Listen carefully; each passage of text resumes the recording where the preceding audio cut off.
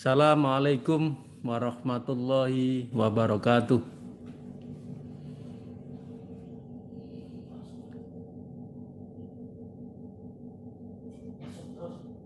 Oke, anak-anak, untuk memulai kegiatan pagi hari ini, mari kita berdoa bersama-sama.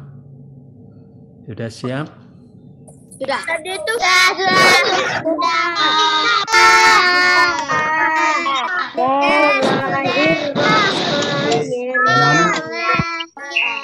Sudah ya, sudah siap semua? Mari kita berdoa bersama-sama.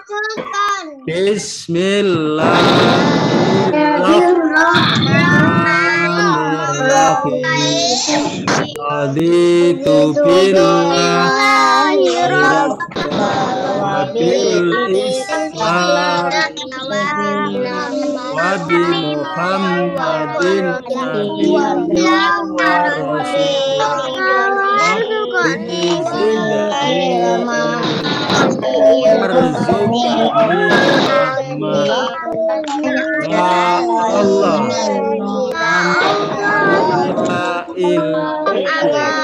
dan berilah aku pengertian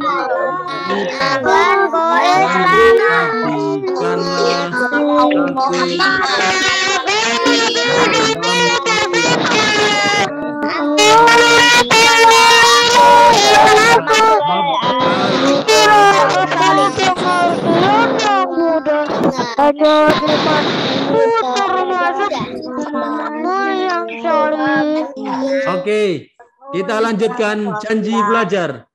Janji pelajar Muhammadiyah berjanji.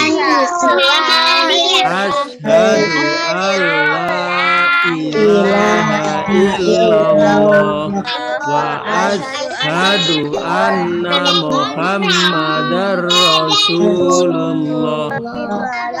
Kami pelajar Muhammadiyah berjanji. Satu.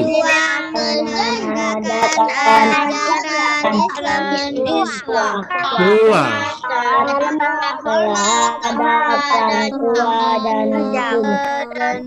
Tiga.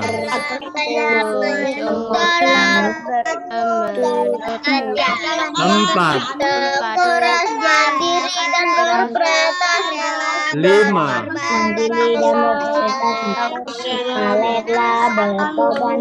Enam.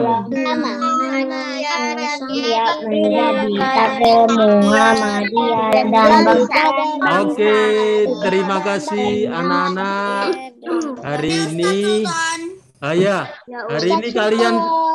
kalian berbeda dengan kegiatan yang lain. Setiap hari kita belajar di rumah masing-masing, maksudnya juga ustadz-ustadzah di kelas masing-masing. Nah, hari ini anak-anak diajak belajar di luar sekolah. Yang biasa ustadz-ustadzah lakukan, anak-anak kerjakan juga namanya OCA. Apa itu OCA? Kegiatan di luar sekolah. Biasanya anak-anak itu diajak belajar di luar, tidak hanya di sekolah. Ada yang di kebun binatang, ada juga di Museum Emputan Tular, ada juga di hanggar kereta api, ada yang di hanggar pesawat terbang. Nah, hari ini anak kelas 1A sampai kelas 1I diajak belajar di luar sekolah, tepatnya di Monumen Tugu Pahlawan Surabaya. Jadi anak-anak, semua wali kelas, ya, ustadz-ustadzah ada di tempat sana. Nah, karena ini masa pandemi, ya, masih belum stabil, maka anak-anak belajar di sekolahnya di rumahnya masing-masing. Biasanya itu anak-anak rame-rame berangkat ke sana bawa bis 3. Ada yang bis 4, ya toh. Tapi karena ini masa pandemi masih tidak kondusif, maka anak-anak belajar di luar sekolahnya di rumah saja. Iya toh. Nah, tapi nanti anak-anak akan diperlihatkan apa saja monumen Tugu Pahlawan di Surabaya. Anak-anak, Ustaz Sultan mau tanya, kira-kira sudah pernah enggak ke monumen Tugu Pahlawan? Sudah pernah. Siapa? Arka. Arka sudah pernah ke sana?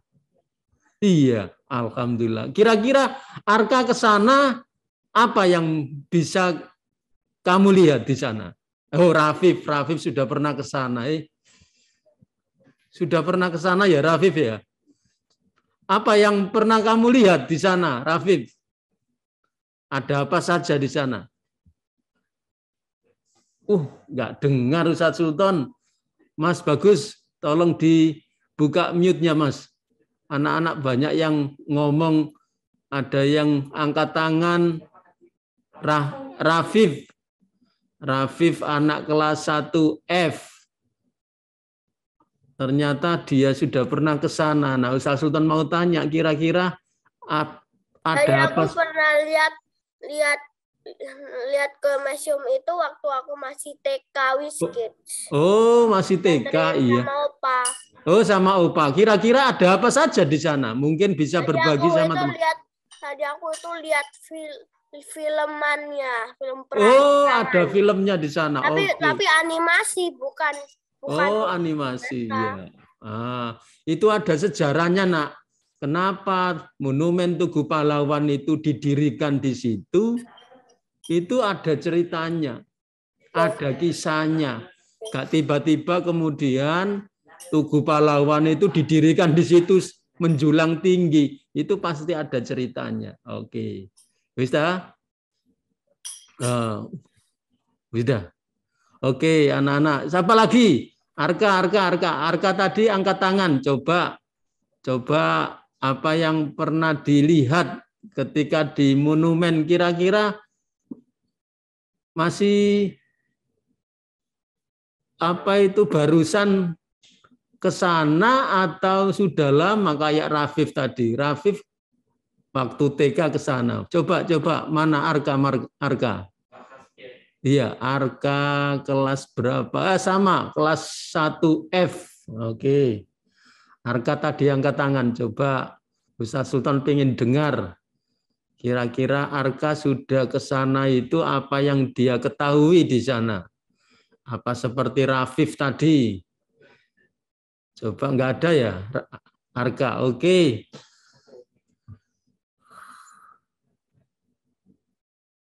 Oke. Arjuna, coba Arjuna. Arjuna pengen berbagi apa yang sekiranya sudah pernah diketahui di monumen Tugu Pahlawan. Coba Arjuna kasih informasi ke teman-teman. Insya Allah anak-anak ini ada yang sudah tahu, ada yang belum tahu, ya. Tapi nanti akan Arjuna, Mas. Ya. Oke, apa yang pernah kamu ketahui ketika di Monumen Tugu Pahlawan? Aku pernah nonton bioskop di sana. Oh, lihat bioskop di sana. Oke, selain itu apa lagi, Mas? Aku pernah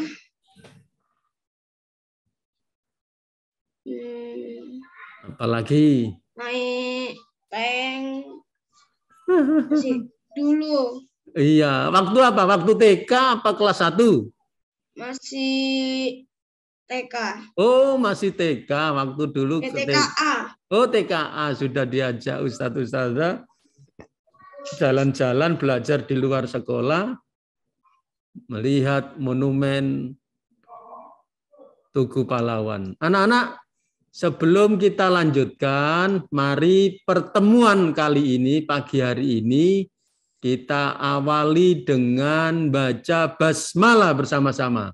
Bismillahirrahmanirrahim. Anak-anak untuk mendapatkan informasi lebih lanjut nanti akan dikupas sama Ustadz Ustadzah ketika di tempat Tugu Pahlawan. Jadi nanti anak-anak bisa bergabung melihat suasana di Tugu Pahlawan yang hari ini Ustadzah wali kelas 1A sampai wali kelas I berada di tempat. Nah, sebelum itu kita dengarkan bersama-sama sambutan dari kepala sekolah agar kita belajar kita tambah bagus meskipun di rumah saja, tapi tetap kita makna dari belajar kita di luar sekolah tetap bisa kita dapatkan. Maka kita dengarkan dulu sambutan kepala sekolah. Kepadanya Ustadz Syekhul Islam kami persilakan untuk menyampaikan. Bismillahirrahmanirrahim. Assalamualaikum warahmatullahi wabarakatuh. Alhamdulillahirabbil alamin wa bihi nasta'inu ala umuri dunya waddin wa ala alihi wa ashabihi ajmain amma ba'd. Yang kami hormati segenap ustadz dan ustadzah serta anak-anakku sekalian, segenap siswa dan siswi SD Muhammadiyah 4 Pucang Surabaya yang pastinya senantiasa saya banggakan.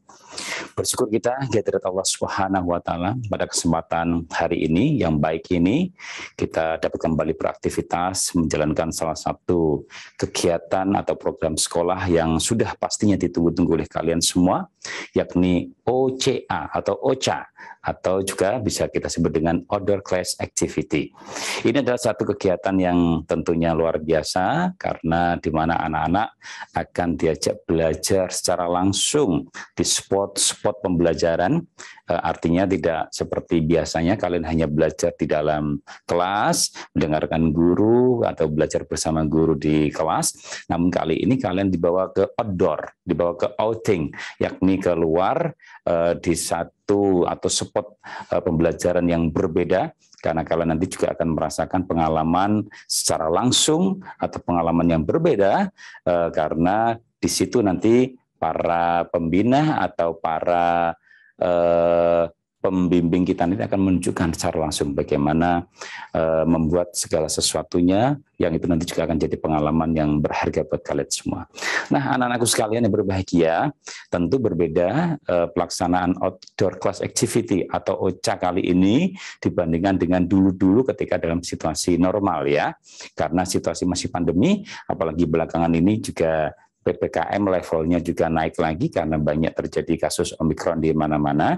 Maka kemudian untuk kegiatan OCA, Outdoor Class Activity kali ini dilaksanakan secara virtual atau secara daring. Anak-anak tetap di rumah, sementara guru-guru kalian beserta dengan para pembina yang lain dari lokasi spot pembelajaran ini akan menunjukkan secara langsung, akan mengajarkan secara langsung, serta membimbingkan secara langsung bagaimana kalian mengikuti pembelajaran secara jarak jauh langsung dari lokasi atau spot pembelajaran ini. Nah, sekalian, selanjutnya tentunya saya berharap bahwasanya kegiatan OCA ini akan memberikan pengalaman yang berbeda buat kalian, ya. Karena ini juga bisa dianggap sebagai refreshing ya, sebagai untuk penyegaran juga. Mungkin kalian setiap hari sudah terlalu banyak beraktivitas di dalam kelas atau mungkin di sekolah kita. Nah, kali ini kalian dibawa keluar supaya suasananya berbeda, pengalamannya berbeda. Bisa jadi yang mengajarkan nanti tidak langsung guru-guru kalian, namun juga langsung dari para pembina atau para pembimbing kita, langsung dari tempat kita belajar ini nanti. Nah, juga berharap kepada anak-anakku sekalian, kalian mengikuti acara ini dengan sungguh-sungguh ya. Tidak boleh main sendiri di lokasi kalian atau di rumah masing-masing, tetapi ikuti dengan seksama ya, apa saja yang ditunjukkan, apa saja yang diajarkan. Nah, kalau nanti kalian misalkan ada yang tidak paham atau belum mengerti, boleh angkat tangan, boleh raise hand, boleh bertanya, dan juga boleh mungkin mendiskusikan apa saja yang menurut kalian perlu untuk diketahui lebih jauh, lebih lanjut tentang apa yang kalian pelajari pada kesempatan kali ini. Nah, Ustadz Ikut juga berharap anak-anak Mudipat adalah anak-anak yang memiliki 3 karakter ini, mohon dilaksanakan dengan sebaik-baiknya. Mohon itu kalian cermati dengan sungguh-sungguh. Apa itu? Yang pertama adalah anak-anak yang religius. Nah, religius itu agamis. Religius itu suka berakhlak mulia. Religius itu suka membantu. Religius itu suka mengaji, tidak pernah meninggalkan sholat, senantiasa bertutur kata yang lemah lembut kepada orang tua, kepada guru-guru, kepada teman-teman, dan suka berbuat kebaikan di mana saja. Itu religius, agamis, islami, sebagaimana ajaran daripada agama kita. Yang kedua adalah smart. Anak-anak Mudipat itu anak-anak yang cerdas, anak-anak yang cemerlang, anak-anak yang selalu optimis, anak-anak yang tidak pernah puas berhenti belajar dan belajar. Nah, termasuk pada kesempatan yang baik kali ini, tunjukkan smart kalian, kecerdasan kalian. Yuk dieksplorasi, di searching, juga diikuti sejauh-jauhnya, supaya kalian memiliki banyak pengetahuan baru, juga pengalaman yang lebih banyak lagi nantinya. Dan yang ketiga adalah anak-anak Mudipat itu anak-anak yang confident, percaya diri, ya, tidak boleh minder, tidak boleh pesimis, tidak boleh kalau ditunjuk itu malu-malu, tetapi selalu unjuk gigi. Bukan menunjukkan giginya begini, bukan ya, tapi unjuk gigi itu artinya berani tampil, berani berbicara, berani usul, berani ide, berani bertanya, berani mengkritik juga boleh. Nah, itu anak-anak Mudipat. Karena kepercayaan diri ini sangat penting untuk menopang kesuksesan kalian di masa yang akan datang. Terakhir, anak-anak sekalian, selamat berocha. Outdoor class activity, mudah-mudahan kalian bersama guru-guru kalian hari ini enjoy, hari ini have fun, hari ini senang, hari ini juga kita jadikan sebagai momentum untuk refreshing, untuk penyegaran kembali, dan kalian tentunya mendapatkan pengetahuan yang berbeda, pengalamannya lebih besar lagi, dan tentunya mudah-mudahan bermanfaat untuk kalian dan untuk kita semuanya. Terima kasih, selamat berocha. Billahi fisabilil haq fastabiqul khairat. Wassalamualaikum warahmatullahi wabarakatuh. Wabarakatuh. Terima kasih Ustadz Saikhul yang telah memberikan sambutan kepada kita semuanya tentang kegiatan OCA yang biasa diistilahkan belajar di luar sekolah. Anak-anak sekalian, anak kelas 1A sampai kelas 1I, hari ini kita akan melihat tayangan, melihat apa sih yang perlu kita ketahui tentang monumen Tugu Pahlawan di Surabaya. Meskipun ada beberapa anak yang sudah tahu, tapi untuk mengenalkan lebih jauh kembali yang sudah pernah kita lihat, bisa kita lihat kembali, dan anak-anak yang belum lihat, mudah-mudahan kita mengetahui pelajaran atau pengetahuan tentang Tugu Pahlawan, monumen Tugu Pahlawan yang ada di Surabaya. Selamat menikmati. Hai teman-teman, kalian tahu kan setelah peristiwa proklamasi, Indonesia secara resmi sudah merdeka. Tapi masih ada aja loh pihak asing yang tidak mengakui kemerdekaan Indonesia. Masa sih Om Patok? Emang mereka masih mau ngejajah Indonesia lagi ya? Iya Danang, dan itulah yang mengawali perjuangan rakyat Indonesia mempertahankan kemerdekaannya. Terjadi perlawanan di beberapa daerah. Salah satunya di Surabaya. Surabaya? Gimana tuh Om ceritanya?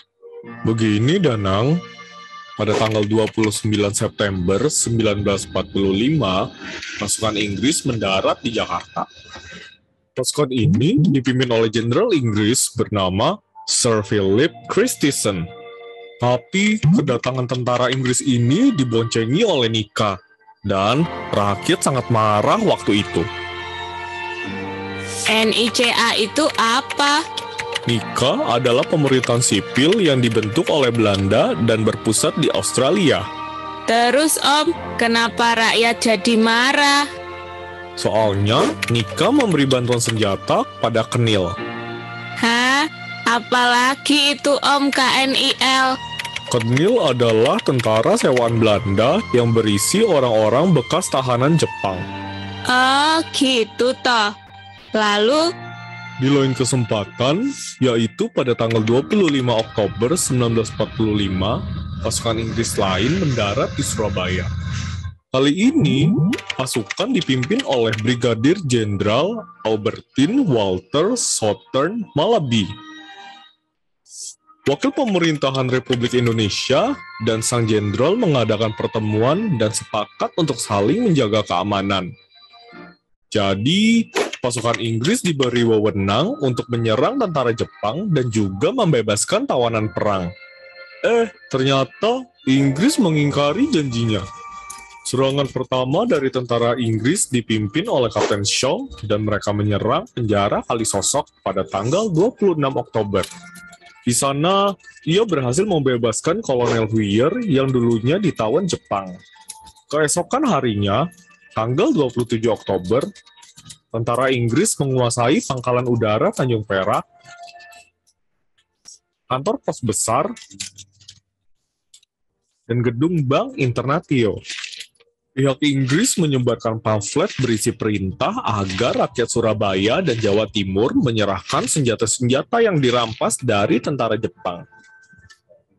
Walah, tega banget ya. Tapi aku yakin rakyat Indonesia pasti nggak nyerah gitu aja. Ya kan, Om? Bener banget itu. Makanya dari tanggal 27 sampai 29 Oktober terjadi pertempuran hebat loh antara pasukan Inggris dan rakyat Surabaya. Tempat-tempat yang tadinya dikuasai Inggris akhirnya direbut lagi sama rakyat. Jadi Inggris udah kalah dong, Om. Hampir kalah, Danang. Inggris kan termasuk salah satu negara sekutu. Jadi, pihak Inggris minta bantuan ke komandan sekutu agar bisa menghubungi Presiden Soekarno. Baru deh habis itu, Presiden Soekarno bersama Muhammad Hatta dan Menteri Penerangan yaitu Amir Syarifuddin mengadakan perundingan dengan Brigjen Malaby. Lalu, keputusannya apa, Om? Tanggal 30 Oktober, Inggris dan Indonesia sepakat untuk menghentikan pertempuran. Tapi, tiba-tiba di hari yang sama jam 5 sore terjadi lagi pertempuran di gedung Bank Internatio. Dalam pertempuran itu, akhirnya Brigjen Malaby terbunuh. Aduh, kejadian itu pasti bikin pasukan Inggris kaget. Iya, Danang. Dan karena peristiwa itu, pada tanggal 9 November, Inggris mengeluarkan ultimatum atau peringatan dengan ancaman. Isi ultimatumnya begini. Semua pemimpin dan para pemuda Indonesia harus menyerahkan senjatanya di tempat-tempat yang telah ditentukan. Kemudian menyerahkan diri sambil mengangkat tangan selambat-lambatnya pukul 6 pagi tanggal 10 November 1945. Jika sampai pada batas waktunya tidak menyerahkan senjata, Surabaya akan kami serang dari darat, laut, dan udara. Loh kok gitu, Om? Rakyat kan udah bersusah payah merebut kemerdekaan. Benar itu. Makanya Gubernur Jawa Timur dan tokoh-tokoh lain sepakat untuk menolak ultimatum tersebut. Rakyat pun dilindungi oleh pasukan Tentara Keamanan Rakyat yang dipimpin oleh Kolonel Sungkono dan Tentara Republik Indonesia Pelajar yang dipimpin oleh Mas Iman. Para pejuang berteriak, lebih baik mati daripada dijajah. Merdeka atau mati. Wih, gagah berani ya para pejuang kita itu. Iya dong. Tapi, karena penolakan tersebut, terjadi perang besar pada tanggal 10 November. Jumlah tentara Inggris mencapai 10.000 orang loh, Danang. Tapi, rakyat berhasil menahan serangan tersebut selama 3 minggu. Tapi senjatanya Inggris kan pasti lebih bagus ya, Om. Kalau rakyat kita cuma pakai senjata hasil rampasan dan bambu runcing aja. Nah, Makanya itu Danang, pasukan Indonesia akhirnya terdesak. Dan markas pertahanan Surabaya dipindahkan ke desa Lebani Waras atau markas Kali. Walaupun gitu, kepahlawanan rakyat Surabaya masih kita peringati setiap tanggal 10 November sebagai Hari Pahlawan. Betul Danang, ngomong-ngomong, kamu masih mau tahu lagi nggak perjuangan di daerah lain? Ya mau dong Om. Kita bahas di video berikutnya ya. Oh, ternyata perjuangannya para pemuda dan warga masyarakat Surabaya luar biasa untuk menghalau penjajah yang ada di Surabaya. Meskipun dengan bambu runcing dan rampasan senjata dari mereka bisa dikalahkan. Ya dah? Nah, anak-anak, kita saksikan bersama lagi. Ustadz Ustadzah ada di tempat monumen Tugu Pahlawan. Siapa saja ya yang ada di sana? Mari kita bergabung ke sana. Kita saksikan bersama. Oke, lo Ustadzah Ika. Siapa lagi nih? Ada siapa lagi nih? Wah. Oke. Kedengaran ya suaranya? Oke, monggo Bu Ustadzah Ika, silakan memberikan komentar. Back ini ya suaranya. Pilih Bu. Pilih. Oke. Nah, hai semuanya. Suaranya mendengung. Oh iya. Oke, sekarang bagaimana suaranya, masih mendengung? Masih mendengung? Sudah tidak. Ya? Sudah Wah, ini jam berapa sih? Jam 8 kok kayak jam 12 ya. Panasnya lumayan ya. Ini Ustazah jadi careng ya. Kamu tahu careng nggak? Biar sehat ya, pas. Nah, kok nggak bawa payung ini Bu Ika? Ika? Kemarin kita ini sekarang jalan-jalan. Mau ngajak kalian jalan-jalan. Ya, jalan-jalan kemana nih?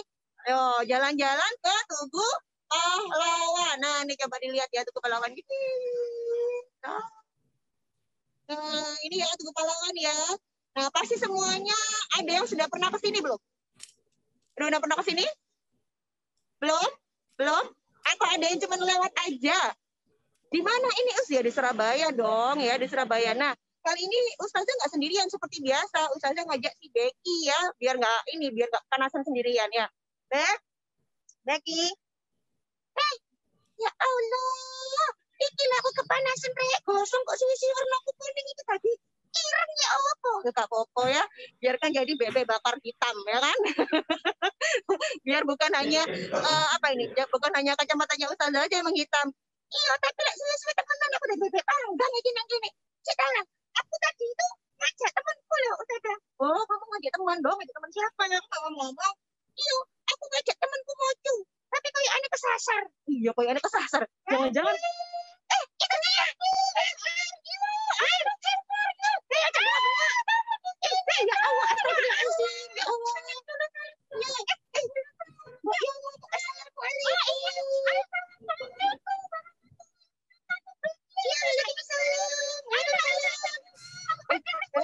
Ini anak-anak ini kalau lucu ya, baik. Iya, harus social distancing. Aku ada kita jarak. Mana sarapan apa sih? Kok bentar suaranya? Iya, tante belum sarapan. Iya, kita belum sarapan. Malah mereka yang teriak-teriak ya. Makan apa kamu? Banana. Ikan. Kok ada sih? Iya. Ya, Masya Allah, senang sekali ya Ustazah Ika ya. Tugu Pahlawan ini sepi gara-gara mereka berdua jadi rame ya. Betul. Apa kabar semuanya? Mau juga aja kita sapa teman-temannya. Iya. Ayo, apa kabar? Sehat ya, Rek yo. Oh iya. Kamu di rumah aja, kita ya jalan-jalan. Iya, meskipun kita kenal. Betul sekali. Nah, kita sekarang ini mau ngajak kalian dalam acara OCA, outing plus outdoor class activity. Oh iya, loh. Turu, udah belajar. Iya. Tawan. Udah belajar, tapi karena belum sarapan mungkin ya. Iya, benar. Oh iya, agak fokus. Iya. Fokus. Iya. Nah, sekarang ini meskipun kita virtual ya, tapi kita mau ngajak kalian biar tahu. Karena ini di Surabaya nggak jauh-jauh. Nah, ini juga destinasi yang bagus sekali untuk didatengin biar kamu tahu juga. Tadi kan sudah ada videonya tuh ya. Kenapa kok ada Tugu Pahlawan? Tugu Pahlawan itu apa sih ya? Tugu Pahlawan itu salah satu monumen yang ada di Surabaya yang menandai karena adanya pertempuran 10 November. This is a very famous monument in Surabaya ya, especially to commemorate the heroes of arek-arek Surabaya. Kalian udah pernah tahu ceritanya? Oh, aku sih kenal itu Bung Tomo masih suka teriak-teriak. Oh iya, yang pidatonya mengatakan arek Surabaya. Iya, merdeka atau mati. Kita harus penting kita yang semangat. Kita masuk ya. Kita Oke. masuk ya. Nah, Kita ini pintu masuknya. Nah, kita mau masuk ya. Yuk, masuk. Ini mundur jadinya. Anak-anak kalau kita mau masuk kita Di sini ada bapak-bapaknya. Halo bapak. Nah, seperti biasa karena ini pandemi, kalau kita masuk kita harus yang melakukan namanya peduli lindungi. Ayo, terus bisa. ya terus ya aku ya apa gak apa-apa. Kalau ini bebas sudah apa ya Pak ya? Binatang bebas ya. Oke. Oh, bebas. Kalau Alhamdulillah Bek. Kalau sudah Ustazah, baik kita boleh masuk. Iya, baru boleh masuk. Ya kita masuk di sini. Oke, ya. Nah, ini masuk. Kita berputar lagi. Iya. Iya. Apa-apa. Kita terus kita api ya. Kita terus kita api ya. Wes, mari. Oke. Ini kita masuk. Ini udah ketemu sama yang namanya apa ini? Ya, monumen yang di sini itu monumennya monumen apa ini? Soekarno Hatta. Oh, Soekarno Hatta itu siapa? Ya, coba.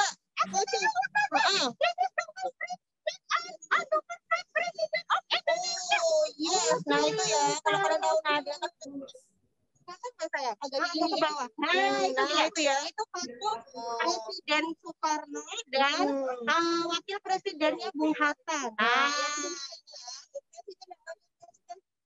yang pertama. Oh iya, oke. Teman-teman ternyata mau cuma lihat sesuatu nih. Di sini ada pesan dari Bapak Presiden dan Wakil Presiden. Kita coba dibaca. Oke, dibaca. Baca atau baca nanti baca. Bagian. Oke.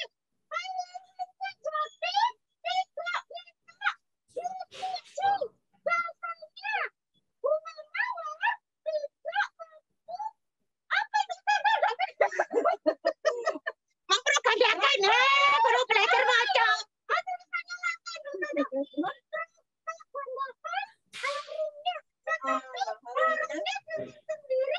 Merbak ke kanan kiri. Ya, oke. Tetapi hanya bangsa yang tahu dan menghargai pahlawan-pahlawannya dapat menjadi bangsa yang besar. Karena itu, hargailah pahlawan-pahlawan kita. Nah, ya. Ini adalah salah satu momen juga selain di tema berapa yang kita pengalaman kuda, pengalaman tema 6 pengalaman kuda juga. Ini di sini guru-guru kelas 1 Ustaz itu ingin mengajak kalian supaya mengenal pahlawan karena kemerdekaan kita ini diraih bukan hanya semata-mata karena apa ya gratisan, tapi ada perjuangannya. Siapa yang berjuang? Aku. Bukan. Siapa yang berjuang? Bukan. Siapa yang berjuang? Berarti saya ini yang harus meninggal ya. Semuanya sudah gugur, sudah meninggal. Makanya Becky, Mojo, ini sekarang giliran kita yang untuk meneruskan perjuangan para pahlawan. Pakai tembak anak, Becky. Ayo, Ya Allah, hari ini kau yang mana apa sih? ya pakai tembak-tembakan berjuangnya itu. Iya. Bagaimana Ustaz Ika berjuang? Ya kita harus meneladani dengan cara belajar yang dia sebagai bentuk rasa syukur karena sudah diberikan kemerdekaan. Ya sudah dibantu oleh pahlawan untuk berjuang. Nah, yuk coba ini nanti ada penjelasan ya. Nanti kalian akan diajak oleh tim dari Tugu Pahlawan. Di situ ada timnya Bu Wardah dan teman-teman. Nah, nanti kalian akan ditunjukkan Ya, di sini tuh ada apa aja. Nah, coba kita geser ayo maju. Nah, seperti ini loh, itu ada ibu. Ada ustadz ustadzah yang di sana loh, seperti ini. Nah, itu tuh kepalawannya itu. Yang dikit-dikit itu jarumnya siapa ustazah? Iya, ini jarumnya ibuku. Nah, ini ya, karena itu disebut juga Surabaya itu sebagai kota pahlawan. Seperti apa ya, dan ada apa aja sih di Tugu Pahlawan? Nanti kita simak bersama-sama penjelasan dari Bu Wardah dan tim dari tim Tugu Pahlawan. Yuk, apakah sudah siap ya? Kita tanya udah belum? Iya, aku masih kepanasan. Mas burung kayak Ani. Halo. Gimana ya? Iya, kita lihat dulu. Mana ini? Oh masih lama. Masih lama. Berarti kita harus jalan dulu. Ya, yuk jalan. Becky, di sini ada tulisannya. Becky capek ya? Tak iya. Untuk di sini ya, ternyata di sini ada pilar. Di sini ada pilar ya. Kelihatan nggak nak pilarnya? Nah, pilar itu tiang besar-besar ini loh ya. Tiang besar-besar seperti ini. Nah di sini ini di tiang ini masing-masing ada tulisannya. Apa itu, Becky, tulisannya, Becky? Ya, merdeka. Oh iya. Di situ tulisannya merdeka. Nah, ini melambangkan bahwa para pahlawan itu berjuang mati-matian untuk kemerdekaan kita. Sekali. Betul. Terus saya lagi di sini. Apa ini tulisannya? Gantian maju, ayo baca. Baca. Rawi. Apa rawi itu, Ustazah? Malang. Ya, jadi ini semacam semboyan ya. Semboyan dan juga apa ya? Kalimat motivasi ya. Kalimat motivasi. Itu untuk menyemangati ya, menyemangati para pahlawan berjuang supaya mereka tidak kendor melawan penjajah. Gitu ya. Nah, ini lagi. Hati ya, Ustazah Becky, be careful. Di sini juga ada tulisannya. Saya tak tahu. Iya. Freedom forever. Ada yang tahu ya, siapa itu artinya apa? Ada yang tahu artinya apa? Freedom forever. Apa? Freedom forever itu maksudnya apa? Aku tahu, aku sudah belajar bahasa Inggris tadi malam. Oh iya, sama siapa? Oh iya, cepet kamu salah pintar. Oh iya, pintar. Alhamdulillah. Kamu sekolah di mana kok pintar? SD di 4 lah. Oke, iya, aku sih pecah. Oh iya, iya ya, kita daftarnya bareng-bareng. Iya. Rame-rame. Freedom forever itu maksudnya adalah bahwa merdeka untuk selamanya. Nah, merdeka dari segala macam ya, bukan hanya dari penjajah, tapi dari kebodohan, dari kemiskinan ya Ustazah ya. Nah, supaya kita merdeka selamanya, maka kita harus rajin belajar ya teman-teman ya. Iya, jangan lupa nih. Kita harus bersyukur dengan perjuangan para pahlawan. Makanya belajar yang bagus, belajar yang rajin ya. Kita kuat no. Iya, miring ya. Iya, miring. Itu lurek pilari. Si ngomong ki sapa sih? Oh iya Ustazah. Nah, di sini ada pilar besar-besar sekali. Jumlahnya ada 1, 2, 3, 4, 5. Oh, ada 10 pilar. Oh iya, tadi kalau ada yang nyari ya. Nah, Becky ini ternyata bukan hanya ngajak tapi semua ustaz-ustazah diajak ke sini. Coba dilihat ya. Mana ustaz-ustazah? Halo. Ustazah Dini. Nah, nih. Ustazah Ani. Ada Ustazah Kure. Ada Ustazah Ida. Itu ada Ustazah ya. Semuanya di sini tuh. Kecuali Ustazah Dian, karena Ustazah Dian bertugas di studio. Iya, mau tak panjang ya Pak. Film aku di tangan putar. Oke. Nah ini. Ayo baca giliranmu di bahasa Inggris meneh. Iso aku saya mau Jawa.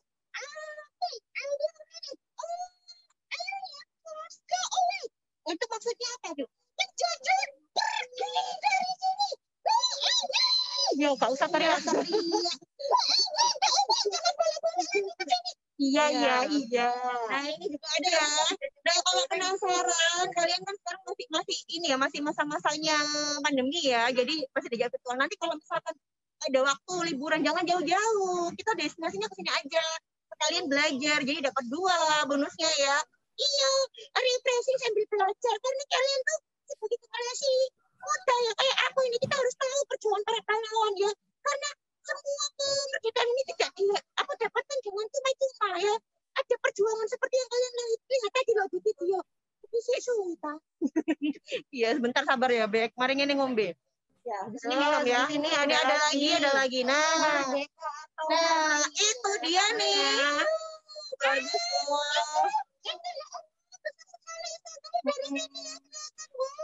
Oh, itu namanya pensil. Kok pensil? Bukan. Itu namanya jarum tahu Ustazah? Bukan. Itu namanya Ustazah. Kurung ya. Ya, ayo. Nah, itu namanya monumen ya. Oh, apa itu loh? Iya, itu kasih diparani. Tapi itu merupakan lambang perjuangan ya. Untuk mengenang jasa para pahlawan. Oke, sudahkah? Mas Data masuk. Iya, masih proses ya, tunggu ya, masih persiapan. Di sini tempatnya luas sekali ya, sekali ya, dan asli sekali ini. Ya, yuk kita turun dulu. Nah, ini turun ya. Lumayan. Tapi ada tempat berteduhnya, enak-enak. Ini kita sambil belajar tanaman juga ini. Alhamdulillah kita dapat tempat berteduh. Nah, jangan khawatir kita kepanasan, di sini tempat berteduhnya. Iya. Oh iya, tanaman apa? Ini tanamannya jenisnya.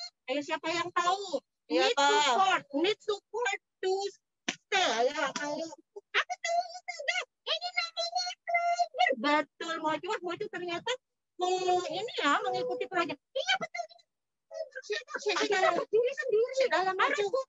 Cik Mojo, gantian. Iya. Itu loh, masalah itu aku perlu diajari ya Mbak Ustazah Ika. Ya Allah Ustazah Ika. Oh, kamu pas itu tidur, lupakan. Situ tidur aja kok. Iya sih, aku soalnya ngantuk. Iya.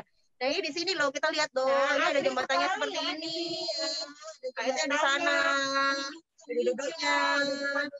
Ya. Kita bajunya capek kalau kita dari tadi pergi kita harus ikut panas bocor. Apa ini berjemur ya apa? Apa saya? Iya, lo ini banyak loh. Kita ke sana ta? Ya, banyak loh ini ya. Aduh, itu mundur jalannya. Hati ya Ustazah. Iya. Jalannya nggak rata. Oke, ini mundur terus ya. Sudah siap kalau mau. Udah siap. Oke, nah ini. Oh, di sini ada ini juga spotnya buat foto tuh. Tuh, ada foto ya. Nah, banyak sekali loh ini tempatnya. Wah, ini kebayang kalau misalkan kita sore-sore ke sini. Senangnya ya. Ya, sore-sore kita ke sini. Nah, aduh banyak nih spot-spotnya ya Becky ya. Iya, kok aku kapan-kapan lihat Prian Mereni. Nah, ini loh banyak sekali ya spotnya. Bagus sekali loh, Nak. Nah, oke, gimana yang di studio? Apakah sudah siap untuk dari tim pahlawannya? Gimana, sudah siap? Aku sudah gak sabar, pengen tahu dalamnya gimana, Ustazah. Ayo, lungguan aja, nak lungguan, Rek. Itu lungguan, ayo lungguan. Ya, kita jalan. Ternyata di sini juga ada jenis oh iya, lungguannya ya. Ini keren namanya. Betul. Oh, lo ini ada anggrek juga loh. Oh, anggrek ya. Nah, kita duduk di sini. Ya, lumayan duduk. Wah, kalau capek keliling kita bisa duduk. Enak yo. Yo ngono sing pengertian. Gimana? Apakah udah siap yang di ini ya? Siap. Oke, kalau sudah siap, nah anak-anak semuanya, ya kalau satu semuanya, yuk simak bersama-sama penjelasan dari tim Tugu Pahlawan dengan Mas siapa? Oh, masih di pos 2. Oke, masih di pos 2 bersama Ustazah Farika. Oke, Ustazah Farika lanjut. Silakan. Assalamualaikum semua. Kita di pos 2 ini sekarang. Di sini selain tadi ada taman yang luas, di sini juga ada mobil antik peninggalannya Bung Tomo. Siapa yang tahu Bung Tomo? Nah, ini loh mobil antiknya, kelihatan nggak mobilnya? Kelihatan ya? kayak mobil apa ini ya? Siapa yang pernah lihat Cars? Masih ingat film Cars nggak? Nah, mirip ya. Nah, ini mobil antiknya Bung Tomo, dilihat ini. Nah ini mobilnya merek Opel. Tahun pembuatannya 1956 loh. Nah, di sini selain ada mobil antik, nanti kita juga mau mungkin masuk ke museum juga loh. Tempatnya lumayan panas di sini dibandingkan tempat Becky sama Mocu tadi. Ustazah agak silau di sini. Iya. Nah, kalau kita mau masuk museum, betulnya sudah bisa belum ya ini ya? Siapa yang mau ikutan masuk museum sekarang? Becky mau ikut enggak? Becky kemana Becky? Becky. Ya apa sih suaranya kok muncul suaranya itu kok naik gini rek. Iya, aku ketemu rek aku sih sarapan Iya. Ustaz Barika. Becky, kamu sudah lihat mobilnya Bung Tomo belum Becky? Oh, belum. Tak omong yo, aku lo gak tahu dijaknya di dia sampai Ustaz Ika. Loh, jangan.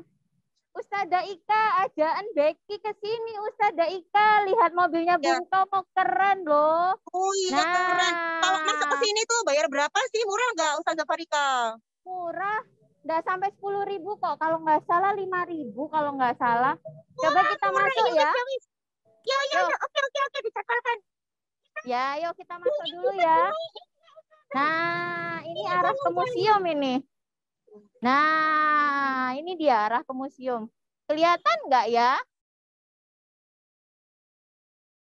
Kelihatan nggak ini ya arah museumnya ya? Kelihatan. Suara nih. Kelihatan. Kelihatan. Nah, ini dia museumnya. Tahu nggak teman-teman? Anak-anak, museum 10 November itu adanya di bawah tanah loh. Siapa yang pernah masuk ke bawah tanah? Nah, yuk kita masuk ke bawah tanah yuk. Ya, ini museumnya, kita masuk ke bawah tanah. Tunggu sebentar ya. Nah.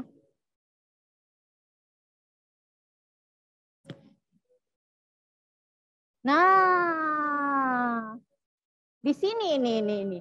Ini pintu masuknya. Oke? Sebelumnya kita harus beli tiket dulu, ya.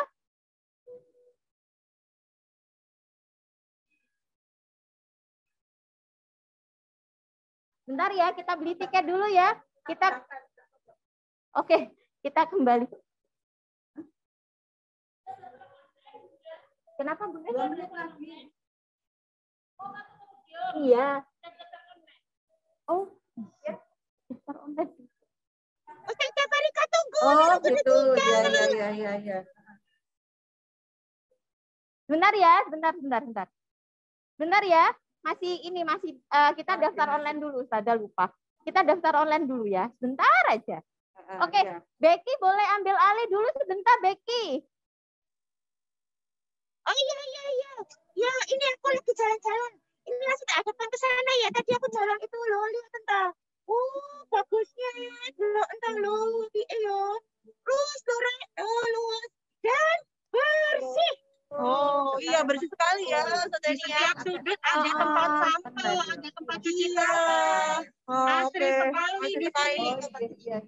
Oh, lo ada kucing. Hai kucing.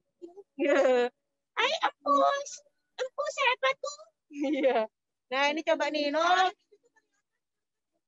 Oh iya, ini kantor Gubernur Jawa Timur nih, Nak. Nah. Mau jatuh. Nah, itu ya. Bagus loh di sini. Ada tamannya, kita bisa duduk-duduk dan ada tempat cuci tangannya. Oh iya. Oh, bagus ya. Tuh. Tamannya ada tempat duduknya. Ini kalau sore-sore ke sini enak nih ya. Oh iya, ada musiknya. Dan itu ada ini ya. Satu aku anak patung siapa ya? Ada patung-patung ya. Iya, ada patung-patungnya, nanti kalian juga bisa belajar tuh. Jadi banyak hal yang bisa kita dapatkan ya di sini. Oh iya. Ya tak bawa ke sana ya, yuk. Iya, ayo. Hati-hati kesandung, Ustazah. Iya. Nah, tuh bisa duduk-duduk sini. Ayo mau disambung Ustazah duduk situ. Coba duduk. Kan enak nih. Dari SD Muhammadiyah. Ayo kerja. Oh, nunggu dapat. Udah. Kemarin sudah janjian sama Mbak Wardah sebetulnya. Oh ya. Nah, ini ya salah satunya ada ini apa nih? Patung ya. Nah, oh ini adalah patung. Nah, kelihatan nggak ya? Ini patungnya. Belum? Sudah.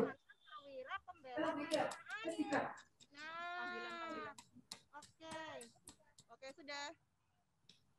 Oke sudah ya. Oke. Langsung berlanjut dengan tim dari Tugu Pahlawan. Disimak sampai ketemu nanti lagi.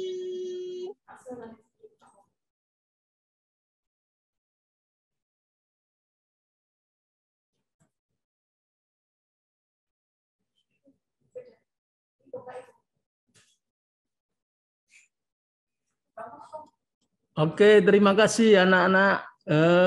Ustazah Ika, Eni, Ustazah, siapa lagi? Ustazah Dini, Farifah, terima kasih atas jalan-jalannya di Museum Tugu Pahlawan. Nah, anak-anak, sekarang kita akan bergabung langsung dengan tim Tugu Pahlawan yang akan menjelaskan dan akan memperlihatkan berbagai macam hal yang ada di Museum Tugu Pahlawan. Kepada tim Tugu Pahlawan, Mas Data, kami persilakan.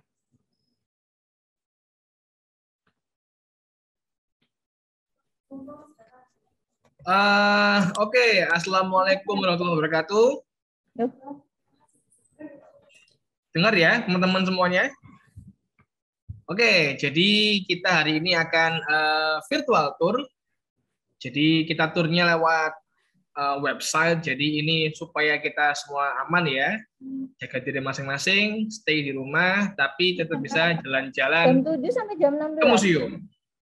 Oke, jadi museum tadi kan ada ustazahnya yang jalan-jalan di lapangan langsung ya. Nah, kali ini teman-teman bisa melihatnya secara virtual ya, di layar Zoom-nya teman-teman.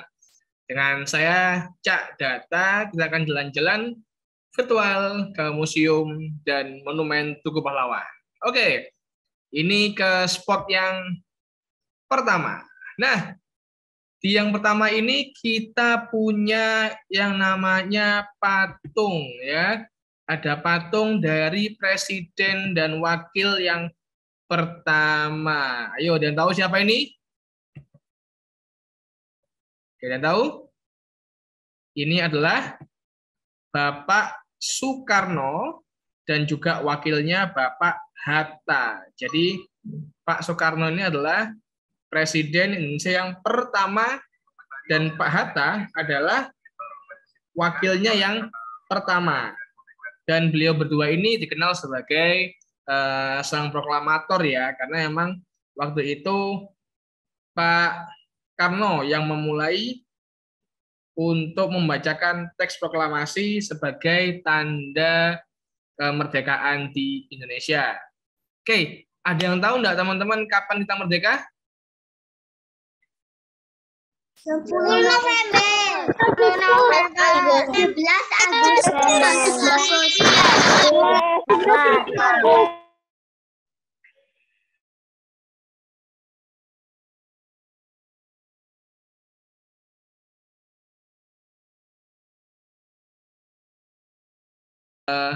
Ya, kita dulu merdeka di tanggal 17 Agustus 1945. Waktu itu kita sudah merdeka karena Jepang itu sudah pergi dari Indonesia dan kita mulai memerdekakan diri. Oh iya teman-teman, dulu itu tuh merdekanya pas di bulan Ramadan loh, jadi pas puasaan. Pas puasaan tepatnya tanggal 9 Ramadan atau sama dengan tanggal 17 Agustus tahun 1945. Jadi waktu itu pas bulan puasa, Pak Soekarno membacakan teks proklamasi tanda merdekanya negara kita, negara Indonesia. Nah, terus di belakangnya Pak Soekarno sama Pak Hatta ini ada pilar-pilar, ada tiang-tiang yang tadi sama Ustazahnya sudah jelasin ya. Ada banyak tulisannya merdeka atau mati. Ada tulisannya rawe-rawe rantas, malang-malang putung. Nah, itu merupakan ungkapan-ungkapan ketika para pejuang-pejuang itu berperang di pertempuran Surabaya. Jadi merdeka atau mati, kita emang sangat ingin menjadi bangsa yang merdeka.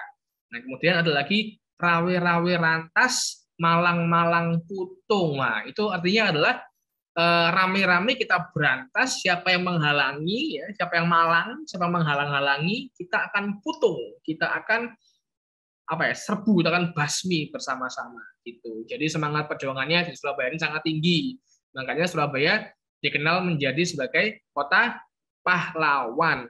Tapi nggak cuma karena itu, jadi Surabaya itu jadi kota pahlawan karena ada sebuah perang yang sangat besar sekali di tanggal 10 November tahun 1945. Makanya setiap tanggal 10 November kita selalu peringati sebagai Hari Pahlawan Nasional. Nah, teman-teman juga nah ini bisa dilihat ya, pilar-pilar ini ada 10 buah pilar nih ya. Ada 1, 2, 3, 4, 5, 6, 7, 8, 9, 10. Ada 10 buah pilar, itu mengartikan tanggal 10 kita berperang di Surabaya. Oke ya. Kita akan lanjut lagi untuk mendengarkan teks proklamasi. Oke?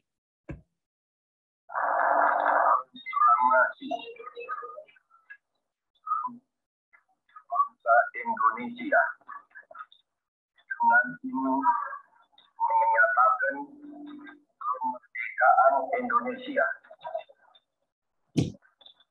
Hal yang mengenai pemindahan kekuasaan dan lain-lain diselenggarakan dengan cara bersama dan dalam tempo yang sesingkat-singkatnya.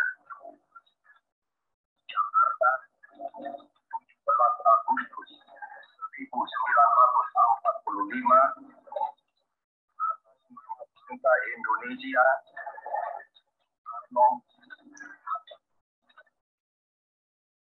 Nah, tadi itu adalah dengar nggak suaranya? Halo? Suaranya dengar nggak? Teman-teman di Zoom? Dengar.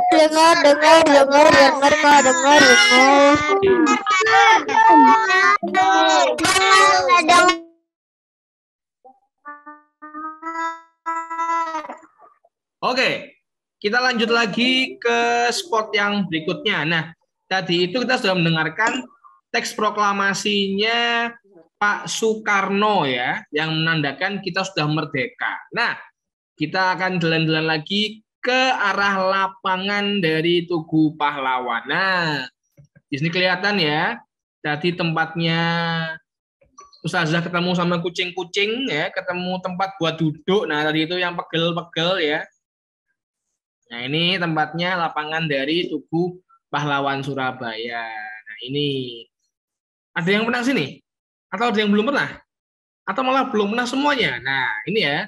Jadi, ini adalah lapangan dari Tugu Pahlawan. Nah, di seberang situ, ya, ada gedung besar. Nah, ini adalah kantor Gubernur Jawa Timur. Tadi yang di syuting sama ustazahnya ya.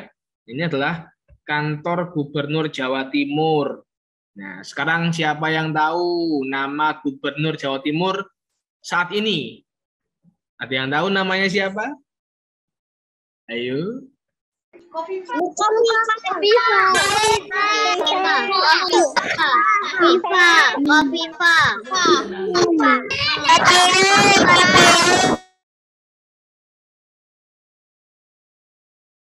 Betul, jawabannya betul semua ya. Adalah Ibu Kofifa sebagai Gubernur Jawa Timur yang sekarang. Nah, Jadi lokasi ini tuh dikelilingi sama banyak gedung-gedung kuno teman-teman ya. Selain ada kantor Gubernur Jawa Timur, juga ada kantor pos besar. Nah itu dulu tempatnya markasnya Inggris dulu. Nah tapi di sini nggak kelihatan. Nanti kalau teman-teman main-main di Tugu Pahlawan, nanti jalan-jalan lagi ke arah utara lagi, nanti ketemu sama gedung kuno yang sekarang jadi kantor pos. Nah itu dulu adalah markasnya tentara Inggris. Nanti kita akan sama-sama dengerin kisahnya perang di Surabaya, oke? Nah, di sini juga ada tandanya nih ya. Ini kita sudah mulai masuk ke arah museum. Nah, ini masuk ke lapangan, nanti belok kanan ketemu sama museum. Ada mobil klasik ya, mobilnya Bung Tomo yang tadi. Terus juga ada patung-patung, senjata, dan lain-lain. Oke, teman-teman, kita akan langsung menuju ke arah museum, ya. Nah, ini mulai kelihatan ya, sosok dari Tugu Pahlawannya. Langsung kita ke arah Tugu Pahlawan, biar bisa lihat lebih jelas. Nah, ini dia, Monumen Tugu Pahlawan Surabaya. Nah, apa sih Tugu Pahlawan itu? Ada yang tahu? Nah, Tugu Pahlawan ini adalah sebuah monumen yang melambangkan keberaniannya arek-arek Surabaya. Keberanian arek Surabaya dalam melawan penjajahan di Surabaya waktu itu, tanggal 10 November tahun 1945. Nah, dulu kita ini berperang melawan tentara Inggris, ya. Tentara Inggris dulu perang itu. Nah, sebelum masuk ke perang, kita akan lihat dulu Tugu Pahlawannya ya. Jadi, tugu ini itu merupakan tugu yang melambangkan keberanian arek Surabaya yang mempunyai tinggi sekitar 41,15 meter, yang bentuknya itu seperti paku yang terbalik. Nah, untuk mengenang pertempuran 10 November. Nah, jadi tugu ini punya arti loh teman-teman. Bisa lihat ya. Nah, ini tuh tugunya nggak cuma lurus tok, tapi tugunya ini ada beberapa jeglongan loh ya. Ada cekungan-cekungannya, ini 1, ada 2. Nah, cekungan ini jumlahnya ada 10 yang mengelilingi Tugu Pahlawan. Jadi 10 cekungan ini mengartikan tanggal 10 kita perang, teman-teman. Nah, terus Tugu Pahlawan ini dibangun ya, atau terbagi atas 11 bagian, 11 potong. Jadi ada 1, 2, 3, 4, 5, 6, 7, 8, 9, 10, terus 11 yang di pucuk. Ada 11 potong bangunan ya. Itu mengartikan bulan 11 atau bulan November kita perang di Surabaya. Nah, terus tingginya monumen Tugu Pahlawan ini adalah setinggi 45 yard. Ya, 45 yard yang mengartikan tahun 1945 kita bertempur. Jadi 10 November tahun 1945. Begitu ya. Dan lokasi tugu ini itu dibangun di sebuah lahan, di sebuah tanah yang dulunya ini bekas markas Jepang. Markas Jepang dulu di sini. Jadi sebelum kita bangun Tugu Pahlawan, ini dulu adalah gedung markas Jepang yang namanya itu Gedung Kenpetai. Gedung Kenpetai itu dulu besar sekali terbentang di lapangan ini sebelum jadi bagus kayak sekarang. Ya. Tapi dulu arek Surabaya itu bilang Kenpetai itu sebagai gedung setan. Karena waktu itu setiap malam pas Jepang masih di Surabaya, pas masih menjajah Indonesia, itu di Kenpetai itu setiap malam selalu ada suara orang itu minta ampun, minta tolong. Karena Kenpetai ini selain di bawah markas Jepang juga dipakai sebagai tempat untuk menyiksa orang-orang Surabaya yang ketangkap sama Jepang. Ngeri ya. Jadi perang itu sangat mengerikan sekali, sangat gak enak sekali. Banyak yang harus dikorbankan.